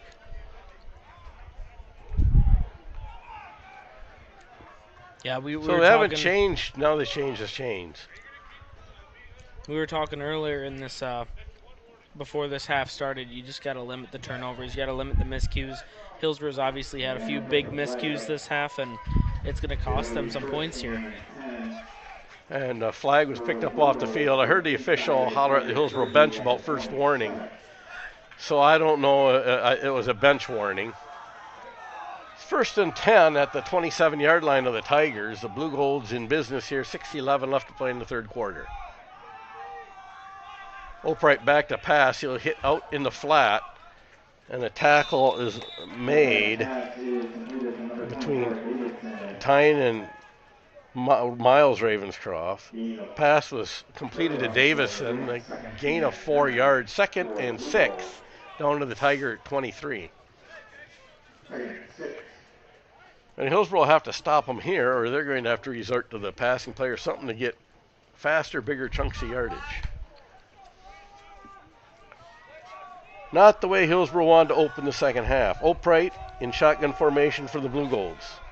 Redmond, and there's a break for Hillsboro, and a flag, too.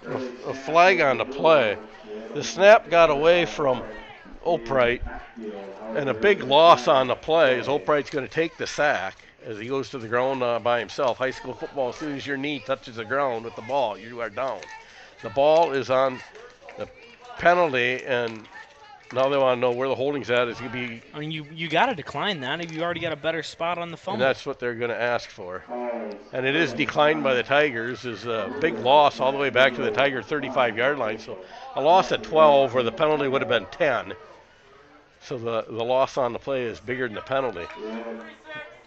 And a loss of down. So it's 3rd and 18 now for the Blue Golds. The Tigers on defense maybe have more yardage than the offense does on offense in the second half. Opright is going to keep the ball himself. He goes off the left tackle. Now he's to the outside. Hillsboro giving chase. 2 men on the tackle. We're going to have Isaiah Stokes and Joseph Cairns on the tackle. And it's going to bring up a long 4th down. But here, I don't think you punt it. They're in 4th down territory. They're going to go for this one, 4th and 13 from the Tiger 27. You don't gain a lot by punting this one. In this situation, if you're Hillsboro, do you put 3 players on that first down marker and just don't let anything pass you? Well, you absolutely don't let anybody get past that first down marker here. But it's 4th and 13. Opright shotgun formation. 2 running backs behind him, and he's going to hand it off up the middle. I think it's Redmond. He's not going to get it. It'll be a turnover on downs. And Hillsboro will get the ball back. A defensive stand off of another Hillsboro miscue of the fumble. And so Hillsboro's defense stands tall, and they'll bring their offense out on the field, and it's time for the offense to shine. Hillsboro's defense has more positive yardage in the second half than the offense does. And we talked about how slow that first half was. There's only 4 minutes left in this 3rd quarter, so if Hillsboro wants to get some points on the board, it's got to be now.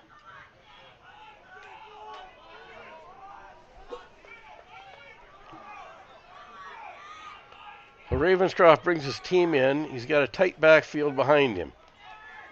He'll drop back to pass. Up over the middle. It's caught by Joseph Cairns. First down yardage. Cairns will pick up about 12 yards on the play. All the way out to the 37-yard line. And it'll be 1st and 10 for the Tigers. Ravenscroft to Cairns for about a gain of 12. They're going to mark the ball at the 33, 1st and 10 Tigers.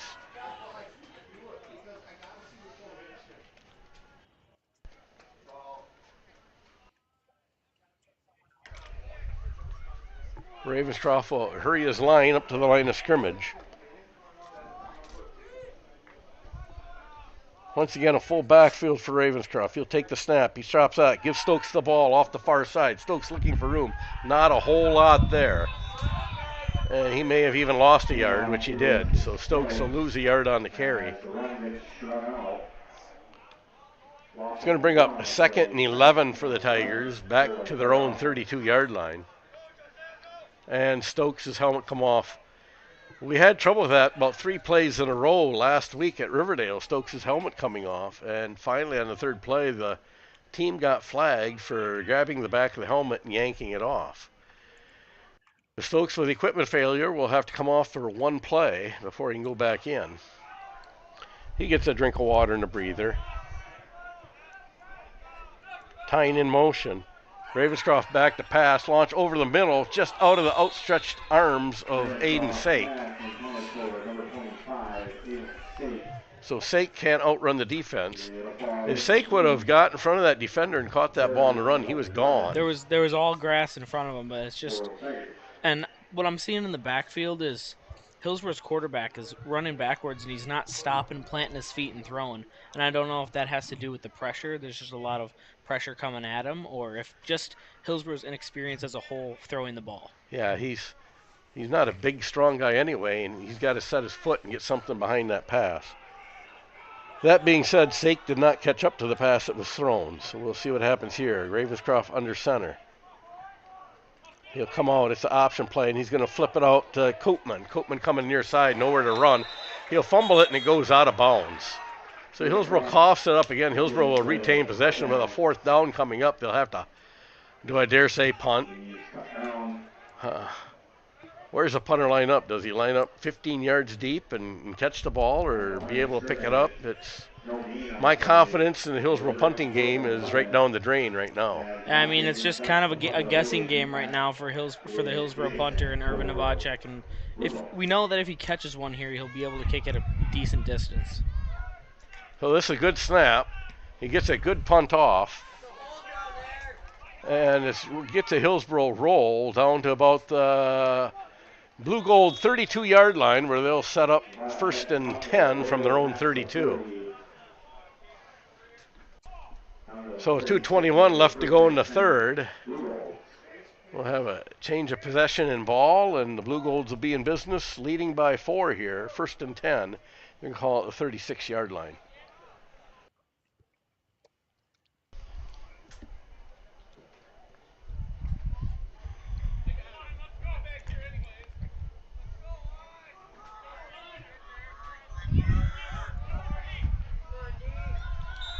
So upright shotgun formation, Redmond the lone back. And he'll hand it off to Redmond up the middle. Punishing run, and he's going to get a full 5 yard, maybe 6. Looks like they're going to spot him about a 6 yard gain. Going to bring up 2nd and 4 for the Blue Golds. I just called them the Bluegills, Nick. I don't think they'd like that. They're out to their own 42-yard line, where it's set up. It's going to have to get stiff. That Redmond, when he gets running downhill, he's a tough runner.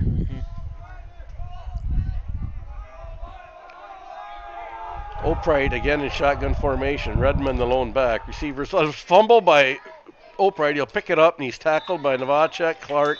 First one to get to him was Dane Green. And so for no gain, he gets back to the line of scrimmage.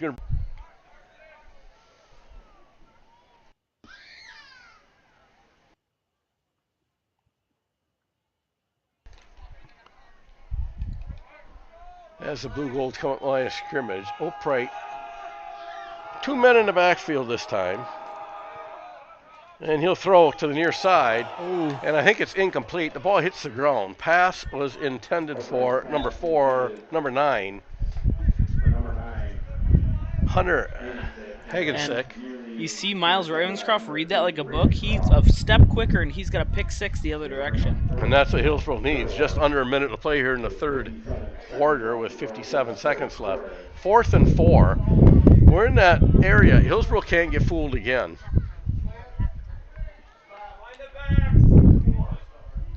And they are in punt formation. They're counting their players. Cooper Lomas back to punt. I believe it's Isaac Tyne back deep to receive. And the fans are really getting irate at this one. And Tyne coming back with a good return. He must have got about 15 yards return on the punt. Going to bring the ball all the way out to maybe the 39-yard line for Hillsboro. They're going to mark him right at the 40. So a good return for Tyne. It'll be 1st and 10, Tigers on their own 40-yard line. Boy, Nick, the fans are really getting kind of unruly here below us. It's been a while since there's been a close game like this in They're Hillsboro. down in the expensive box seats, and they want laundry on the field every play. Ravenscroft under center. And they're going to hand off to Stokes, and he gets right around the helmet, and that's borderline face mask, and there they can holler for a flag there. And Stokes is signaling, hey, get him off my helmet already. And there's a penalty down. This could be that face mask call. As they had Stokes, 2 guys hanging on his helmet. Personal foul, face mask, that'll be a 15-yard addition onto the run, which turns into an awful good run. That'll be a first down for the Tigers. And we could see that, and it's not the first time it's happened. The last time they yanked Stokes' helmet right off his head. And this time they don't get away with it.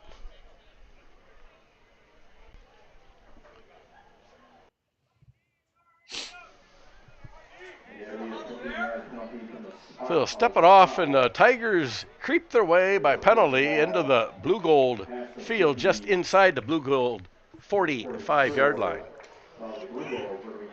Time running in Hillsboro. They're going to get a playoff, I believe. They look like they were content to let the quarter expire, but I think they have to get a playoff. Ravenscroft under center for the Tigers. Set some Tyne in motion, and now we're going to have illegal procedure on the Tigers. He's going to set them back 5.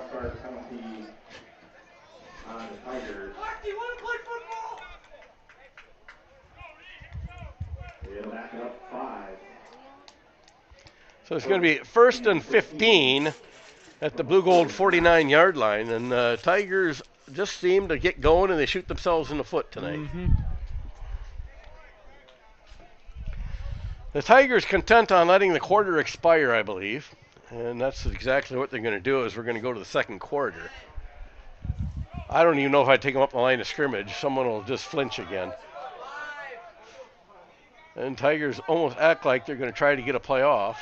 And they send a man in motion. They do get the play off. Comes the near side as Copeman maybe picks up a yard. It's going to make it 2nd and 14 for the Tigers on the Copeman 1-yard run.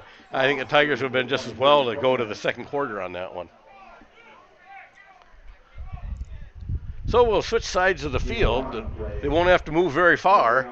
Move about 4 yards and go the other way. And now, yeah, the players are starting to get into it with the refs, and that's just not what we want to see.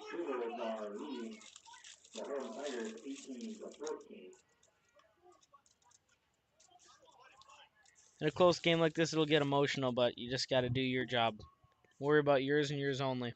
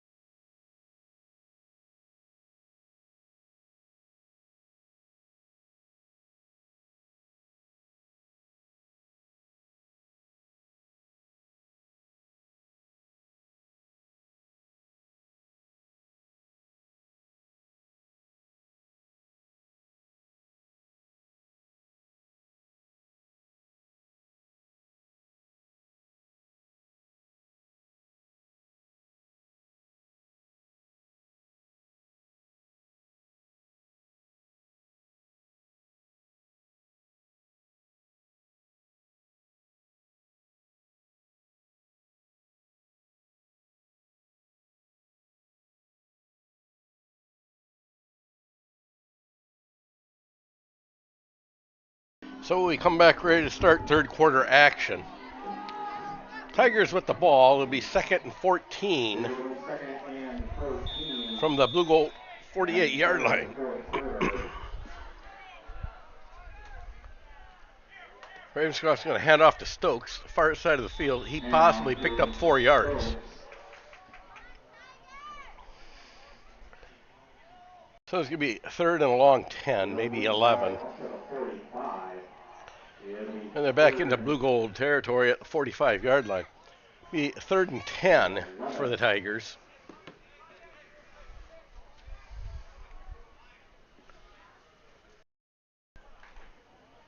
And we're into the fourth quarter. Hillsboro doesn't play well in the fourth quarter. It's almost as if it might be 4th down territory here as the defense has not played bad.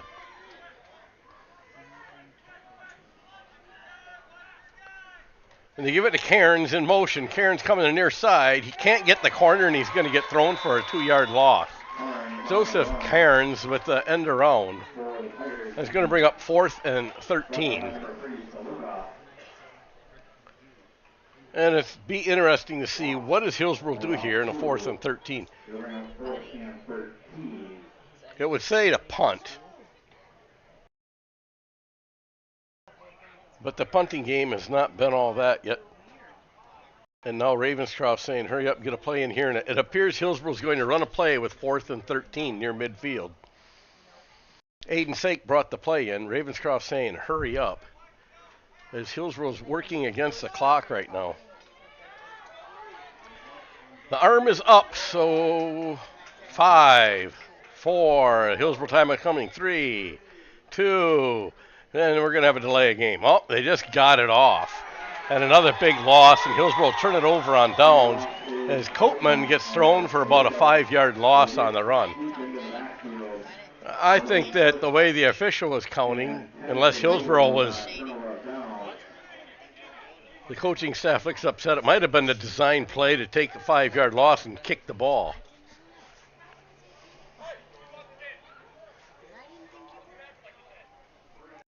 So Hillsboro's defense will be on the Hillsboro 48-yard line as the Blue Golds take over 1st and 10. 10-14 left to play in the game. Blue Golds lead 18-14, and the Tiger defense has their work cut out for them.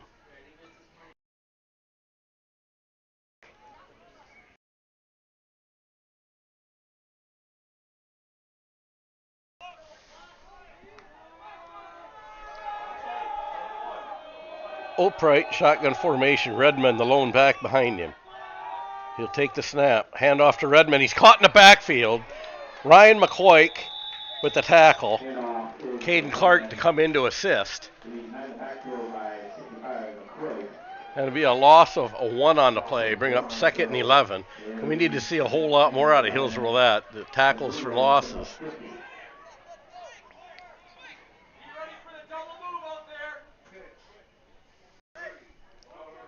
So we're back to midfield. It'll be 2nd and 11 for the Blue Golds. 9:40 left to play in the game.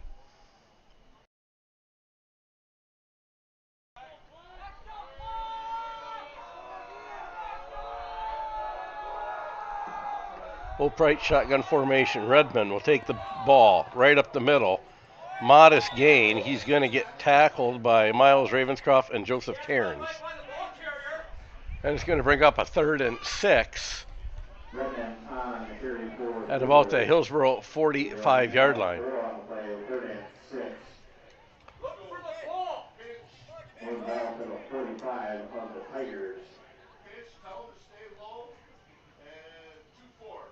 So it's going to be a couple big plays here for Hillsboro. As Opright again in shotgun formation, a single back off to the left side. And Hillsboro jumps offside. Dane Green with a costly penalty. It's going to cost 5 yards. That's going to set up a 3rd and 1. And you can't be giving away free plays late in the game. No, especially in this close of a football game. You just can't be giving up plays like this.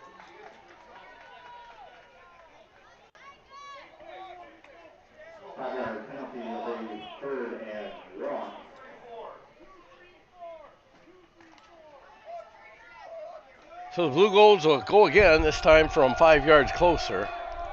They got a man in motion, and now another man in motion, I believe Davis, and a direct snap to Redmond, and he'll have first down yardage on about a 2-yard run.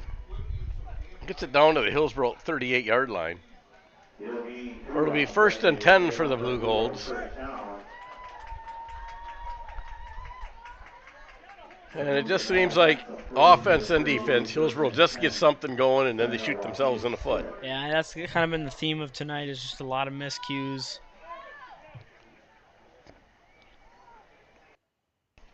So Jaden McGraw will enter the game. Irvin Novacek checks out.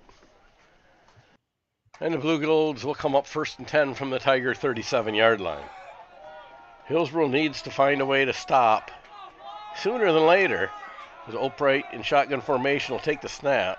He'll keep the ball. Opright around the far side. Running, he's got first down yardage and about a 15-yard run for Opright, all the way down to the 25-yard line of Hillsboro, where it'll be first and 10 for the Blue Golds.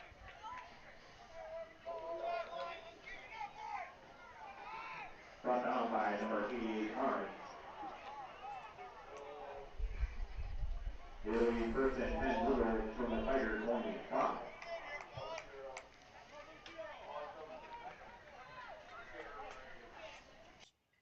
Well, Hillsboro's defense is going to have to come up with a stop, Nick, because they can't afford to go 2 scores down here. We're halfway through the 4th quarter, and the clock is ticking down. The Blue Golds will split receivers out wide both ways. Opright shotgun formation. He's going to drop back. Now he gives it to Redmond right up the middle for a modest gain once again. Looks like a gain of about 2 yards. Going to set up a second and 8. He's down to the Tiger 22-yard line, 23-yard line. Plays second and 8 from the Tiger 23. And the Blue Golds will stretch their receivers out to get people out of that box and open it up for running room. And they do it once again. Opright shotgun formation, Redmond the lone back. And now a flinch again, and I think they got Hillsboro again. I think this is going to be a false start. And it is a false start on the Seneca-Wauzeka Blue Golds. So that'll help. That gains 5 yards back. Going to make it second and 13 from the Tiger 28-yard line.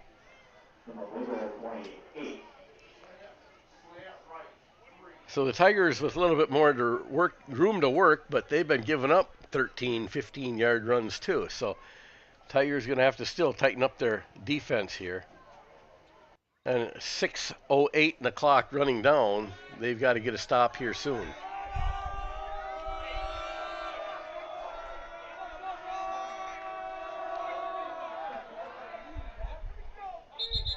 And Dane Green, and I think Dane Green got drawn off. It could be another false start.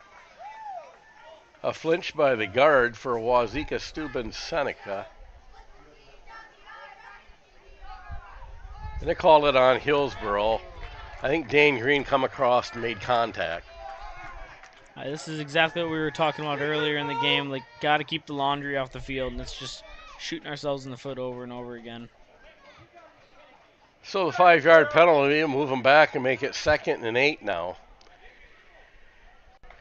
And trading flags does nobody any good. All they did is run a minute off the clock. We're down 5:54 now.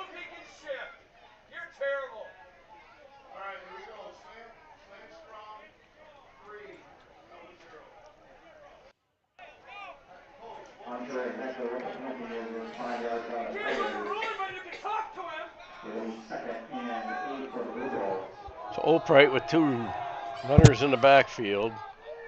He takes the ball and hand off to Redmond. He's hit immediately. Line of scrimmage. He bounces out. Now they're going to get him for a loss. Short loss on the play. Going to knock the ball back out to the 25 or 26-yard line. We're just going to set up a 3rd and 10 for the Blue Golds. 3rd and long 9 anyway. They set it at about the 24.5-yard line of the Tigers. Just inside the 25.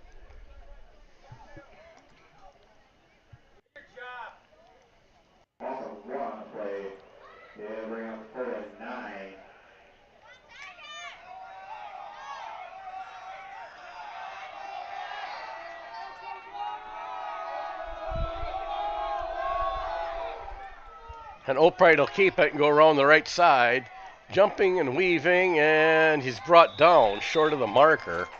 It's going to set up 4th and short, 2 or 3 for the Blue Golds. Looks like 4th and a long 3, maybe 4 yards. And the clock continues to run. Ball spotted at the Tiger 19-yard line. Have to get to the 15 for a first down.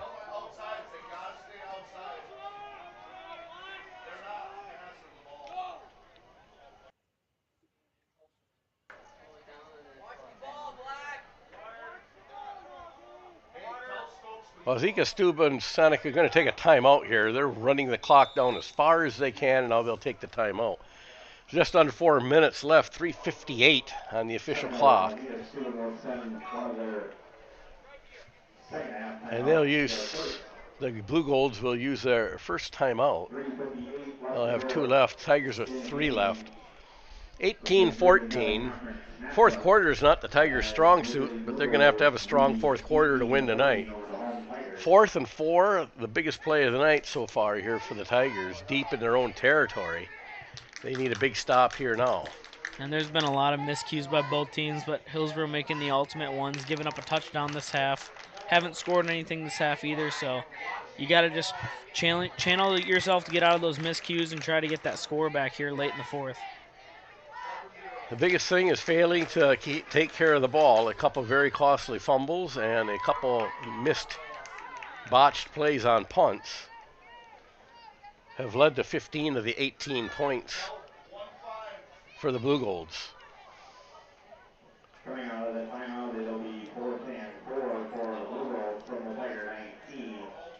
3:58 left to go. 3:58 left to play here in the game. The Blue Golds with a 4th and 4. And they'll bring it up the line of scrimmage.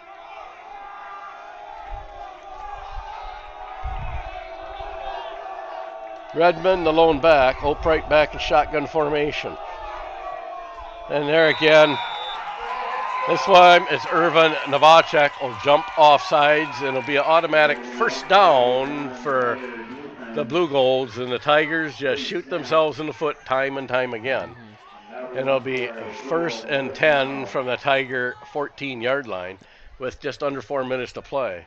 And now if you're the Blue Golds, you have no rush to get into that end zone. That clock's going to tick quite fast once you get that running game going. And Hillsboro's going to have to start thinking about using timeouts if they can stop the Blue Golds.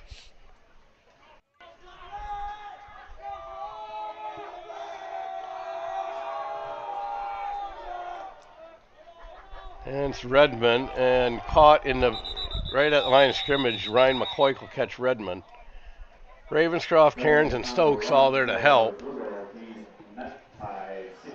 Little or no gain on the play. It's going to bring 2nd and 9 from the 14.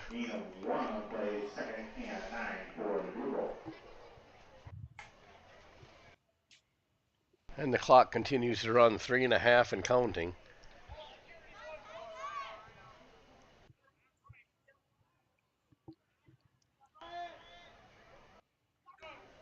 And the Blue Golds are going to run some clock. The Tigers are going to have to start thinking about using timeouts.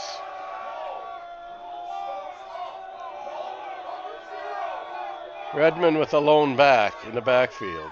Redmond or Opright will keep it with a modest run inside the 10-yard line. He's down to about the 9-yard line. He's going to bring up 3rd and 4 for the Blue Golds, and the clock continues to run. 2:43 and counting.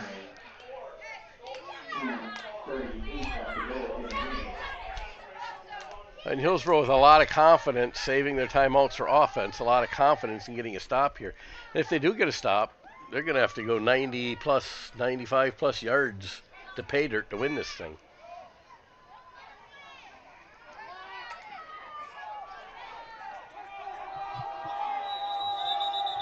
And now a timeout. And a timeout called by the Blue Golds.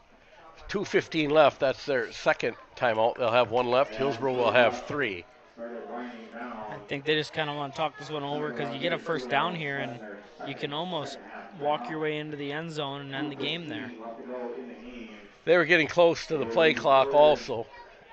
And with a 3rd and 4, they didn't want to take a 5-yard penalty and get backed up again.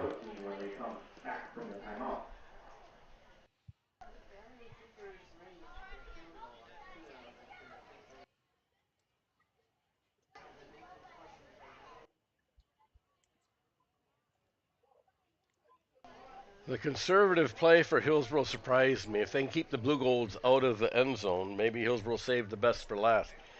The key is they have to keep them out of the end zone.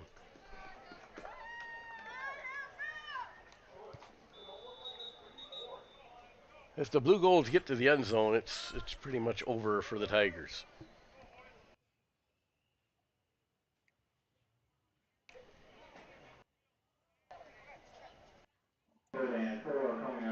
Both teams come back after the timeout. 3rd and 4 from the Tiger 9-yard line.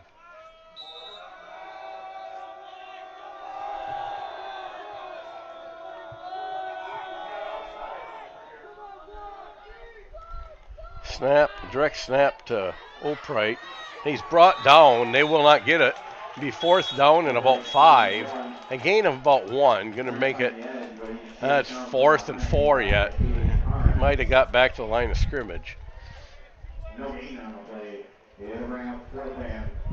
And Hillsboro's going to use a timeout here, I believe. So Hillsboro uses their first timeout with 2:07 left to play in the game.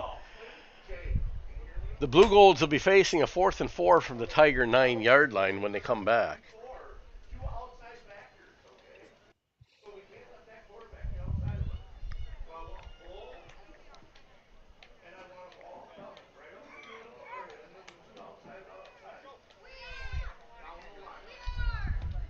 Nick, I'm speechless.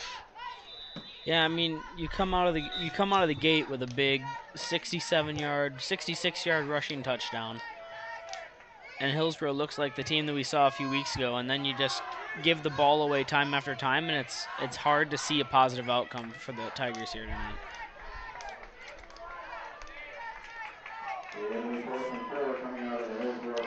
So the Blue Golds will come back.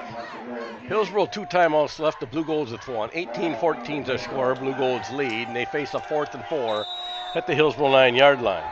Pretty much the game on the line right here, Nick. Snap. Opright's going to take it up the middle, and he's caught and brought down. It'll be a turnover on downs. I see no laundry on the field. Hillsboro will take over possession with just over 2 minutes. 2:02, and Hillsboro's going to have to go about 94 yards to win this game. Yeah, it's a tall task. 2:02, 2 timeouts left. It's a tall task, and Hillsboro's going to have to go 94 yards to win this game. Especially when Hillsboro struggled to get first downs here in the second half. The Hillsboro on the field with their offense, possibly for the last time tonight. Ravenscroft under center. He'll take the snap. He'll hand it off up the middle. And Hillsboro acting like they have a lot of clock to burn with Stokes, who will charge up for about a 5-yard gain. Makes it 2nd and 5 from the 12. And it gives you some breathing room, Nick, but it really doesn't do anything with the clock running. Hillsboro taking their time getting the plays in. It just no sense of urgency here for the Tigers. Ravenscroft under center. Ravenscroft back to pass. He'll launch one downfield and well beyond the outstretched arms of Joseph Cairns. Falls incomplete. The best part of that play is it killed the clock. And it's 3rd and 5 for the Tigers with 1:24 left to play.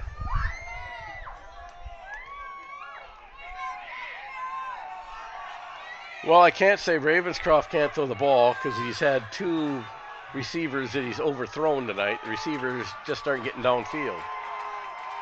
And they aren't slow, so my question is why are they not getting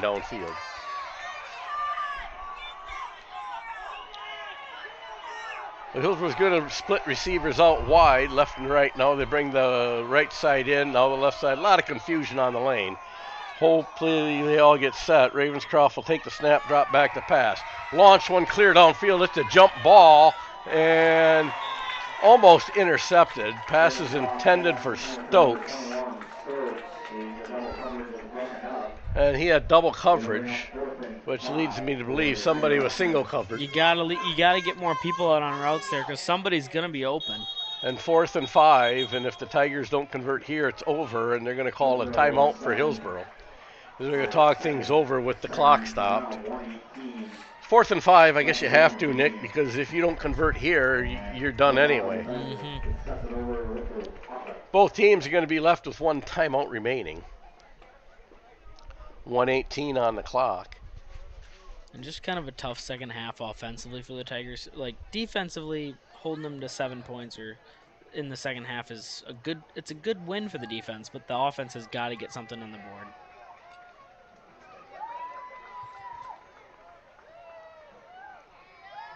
And it doesn't get much easier in a must-win game at Highland next week during Highland's homecoming when Highland beat this Seneca-Wauzeka-Steuben team 21-0.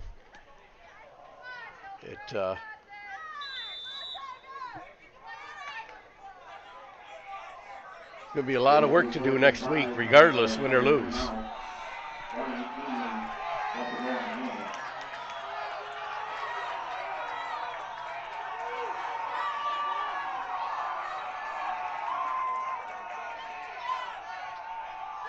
Ravenscroft rolls out the pass. Going to find Stokes. First down yardage. The clock is going to temporarily stop, but I agree. Stokes had to get out of bounds on that because they better have another play called from that timeout because the clock is going to stop as soon as that ball's set. And they do not have the play called. Just poor clock management right now on the Tigers. 1st and 10 Tigers on their own 25. Nearing a minute left to play. Ravenscroft back to pass again. He'll launch one way downfield and 5 yards beyond intended receiver Joseph Cairns. If they're trying to draw pass interference or anything else, Nick, at least the receiver has to make it look like a catchable ball. I mean, the biggest thing there is you got the first down, get out of bounds, you can get another play in. Yeah, it cost the Tigers probably 12 seconds by not getting out of bounds. 59 seconds left. 2nd and 10 for the Tigers. Ravenscroft under center. He'll drop back pass again. He'll launch this one over the middle, and that's not going to kill the clock. It's not going to get a first down. Hillsboro's got to get up and quickly run another play, and Hillsboro's going to spend their final timeout with 49 seconds. And hopefully they've got a minute here. They can call 2 or 3 plays in the huddle and go into a hurry up.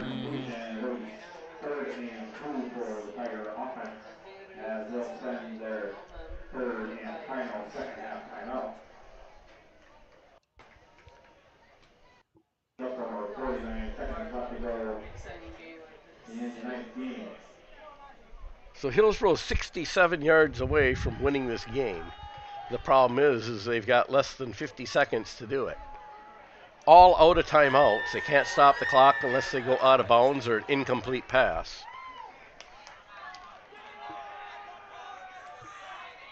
So Hillsboro's going to have to be smart and do something they're not accustomed to doing, and that's hustling and actually running.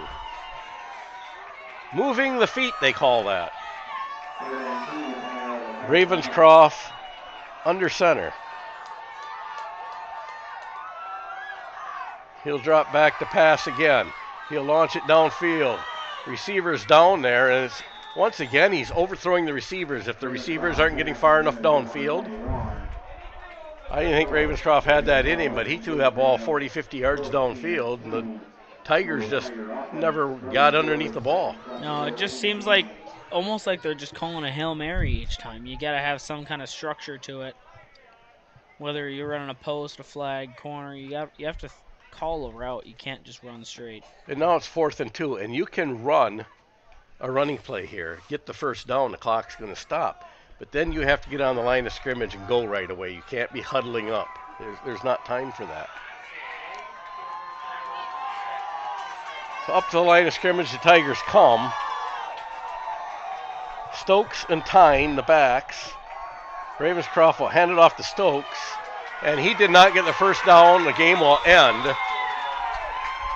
It'll be turnover on downs, and the Blue Golds are going to have to just take a knee, and they're going to escape Hillsboro with a win. And move one win from being playoff eligible. The Tigers are playoff eligible. They will travel to Highland next week in a pretty much must-win game if they want to stay in contention for a conference title.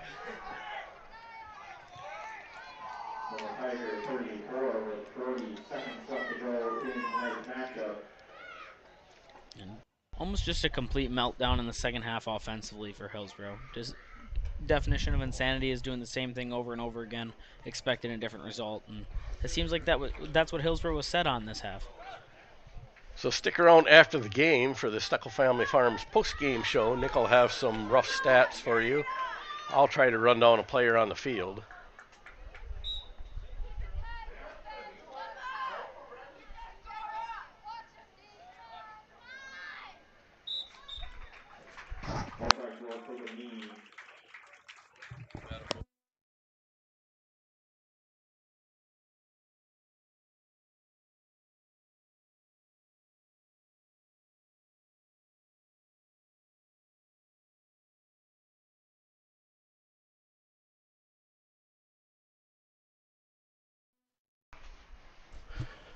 So I thought I'd take one more kneel down, but they're lining up to shake hands. Stick around for the Steckel Family Farms post-game show. I'm going to run down and see if I can grab a player off the field to interview. Nick will run down some stats and maybe elaborate on some upcoming. We'll be back here in Hillsboro in 2 weeks against Ithaca. Nick can maybe talk a little bit about that.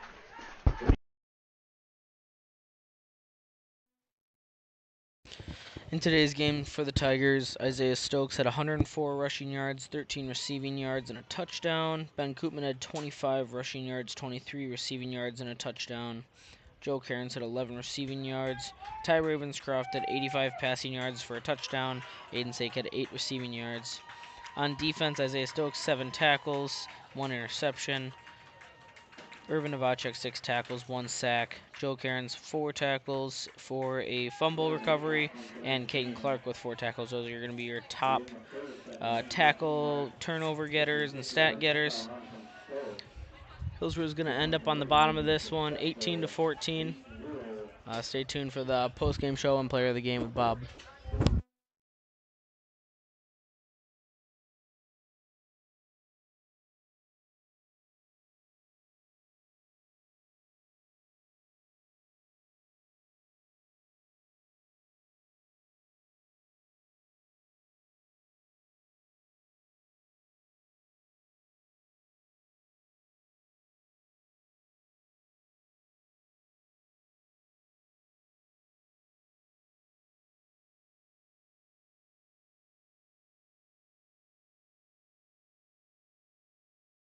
For the game came in the third at the 7:23 mark with an outright 6-yard touchdown run.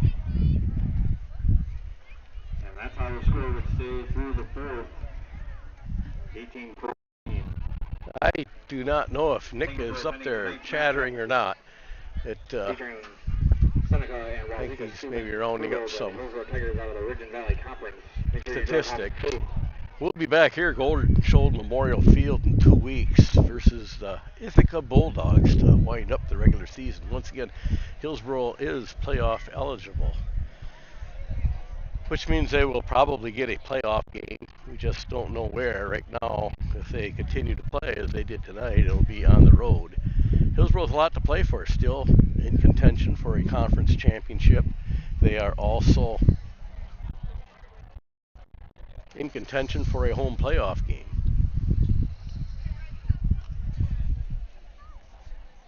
I don't know if Nick is up there, if he can run down on some stats. Hillsboro scored early with a 66-yard Isaiah Stokes touchdown run. Ben Koopman had the other touchdown on a 22-yard pass from Tyler Ravenscroft. Pretty much the scoring for the Tigers as they gave up some big plays on miscues, 2 botched punts to if that's you call them, miscues on the punt team. A couple costly fumbles, and a game of turnovers and sometimes inches, and Hillsboro just cannot prevail here in their homecoming game. I'm going to try to grab a It's a disappointment. I see they're breaking now. I don't expect any school song singing tonight.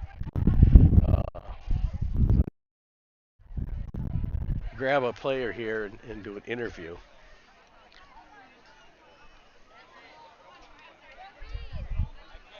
That was a pretty cool night for the Speckle family.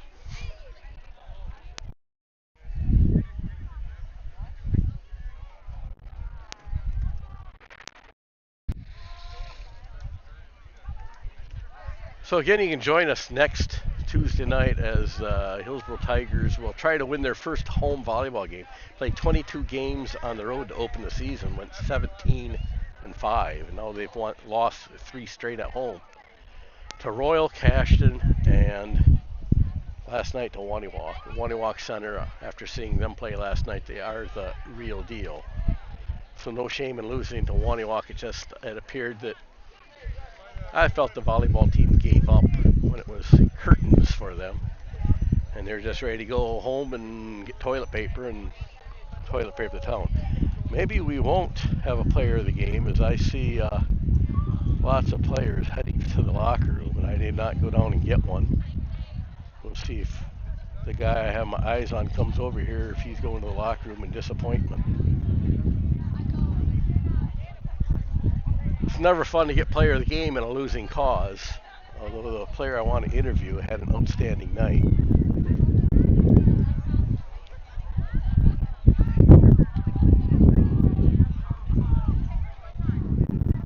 And I'm sure they're trying to gather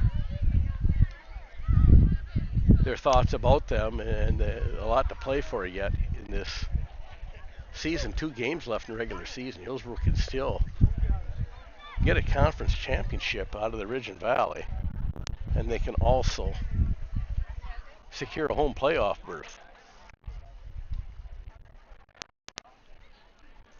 I'm going to try to flag down here, get him over here and near the 50-yard line and do a little chatting.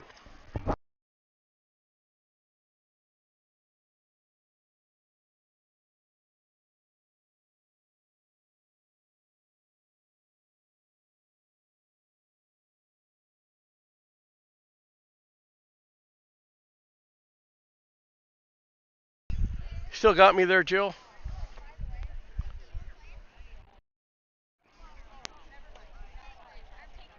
I believe I got a over here.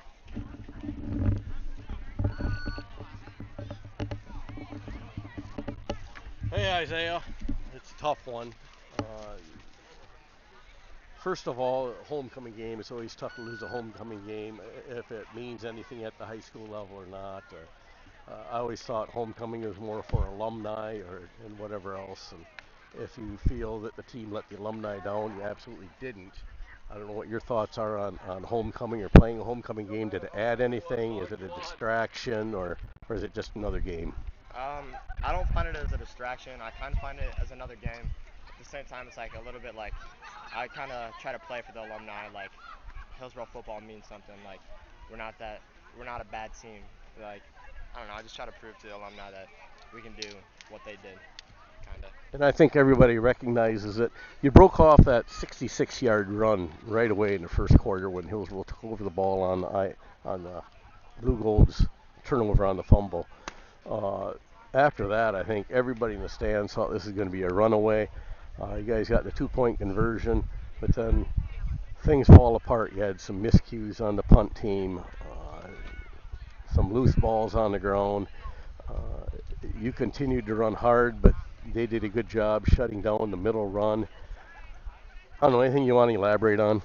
Our line did a good job tonight. I mean, for the most part. That wide open touchdown run, it was nothing. I didn't get touched by anyone. That was all the line. We struggled at times picking up the middle linebackers blitzing, but all things we can fix. I thought we played, I don't know, just too many mental mistakes, I guess. I noticed Ben Coltman, he had a big run late in the game. and look up, and you're the lead blocker going down the field. Also, you had a very key interception that brought back. It had a 20 or 30 yard return on the interception. Set Hillsboro up. It just, guys, I think that's what set up Copeman's 22-yard touchdown catch was your interception. A game of turnovers. I don't care who's playing, and we just kind of lost out on that with a few miscues. Like I said, on the punt team, one went through the punter's legs, the other one went over the top. Set up easy scores both times. The field goal at the end of the half. I don't want to say the referees laid an egg on that one, but due to popular demand, I've never seen them be able to kill the clock from the shotgun position. I felt it should have been called intentional grounding. Yep. That should have been a penalty to push them back. There was another penalty in there that wasn't called. They didn't have enough men on the line of scrimmage at one time. That's just the breaks you get in high school ball. That's a human error of the game. We'll all agree on that. But I know you feel bad about the loss, but looking forward, you got to put this behind you. You got a big game next week. You got to travel down to Highland. Highland beat this blue gold team 21-0 earlier in the season. Of course, everybody's gotten better since then. They've gotten better. We've gotten better. I expect a dogfight next Saturday afternoon, and a lot on the line. There's a share of the conference championship. It's almost a must-win game. You almost have to win out against them. Yes, sir. And Ithaca to share the conference championship or win it outright. So you have a lot to play for. Yes, you want to elaborate on that? We got two tough opponents ahead of us. We're just gonna have to play hard. I personally believe that if we don't give them those two easy touchdowns, I mean, we blow this game out of the water just like Highland blew them out of the water. So I'm not really scared of Highland. Just hoping we can go in there, ruin their homecoming by getting a win. I agree. The Blue Golds tonight, they scored 18 points. 15 of those points were on Hillsboro turnovers of the short field. We fumbled the ball down near the 10-yard line, ended up with a 12-yard run. And then the other one, the botched punt or snap between the legs, ended up in a short field and a touchdown. And the field goal at the end, that was a scoring. And like I said, 15 of those points were on very short fields. So you got the big game against Highland. Look to the bright side. Something to smile about. You guys are playoff eligible for the first time in 4 years. Probably the first time you've ever been playoff eligible. Yes, it is the first time. That was a big goal coming into the season. I'm just glad we could accomplish that goal, but hopefully we can keep going and tie for that conference championship. And so hopefully on the horizon we can get that conference championship, and even if we don't, if we win one of the next two, we should be able to secure a home playoff game, which Hillsboro hasn't had a home playoff game in several years. Yeah, that'd be nice to finally break that streak of no playoffs and no playoff game at home. Hopefully we can break that streak this year. So I'll let you go, Isaiah. I know people are waiting to talk to you. I'm going to present you with the Steckel Family Farm Sticky Sweet Player of the Game, and that's for both your play on defense, which you've been just a defensive monster all year long, and of course your offensive play. Thank you, Bob. Thank you. Thank you.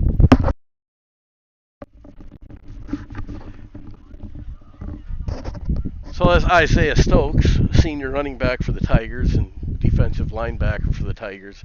Great play, both offensive and defensively tonight. A lot of sad faces, long faces, disappointment. Hillsboro not out of it. They're still in the fight for a share of the conference title, the Ridge and Valley Conference. As I said, it's their only chance at a Ridge and Valley Conference. Is next year they move back to the Scenic Bluffs. They also are fighting for a home playoff game. That being said, we'll be back on the air next Tuesday night at 5:45 for junior varsity action. Varsity action to follow as the Hillsboro Tigers welcome the New Lisbon Rockets to town as the volleyball team tries to snag their first win at home. For Nick Steckel, Jill Steckel, and myself, I bid you a great weekend.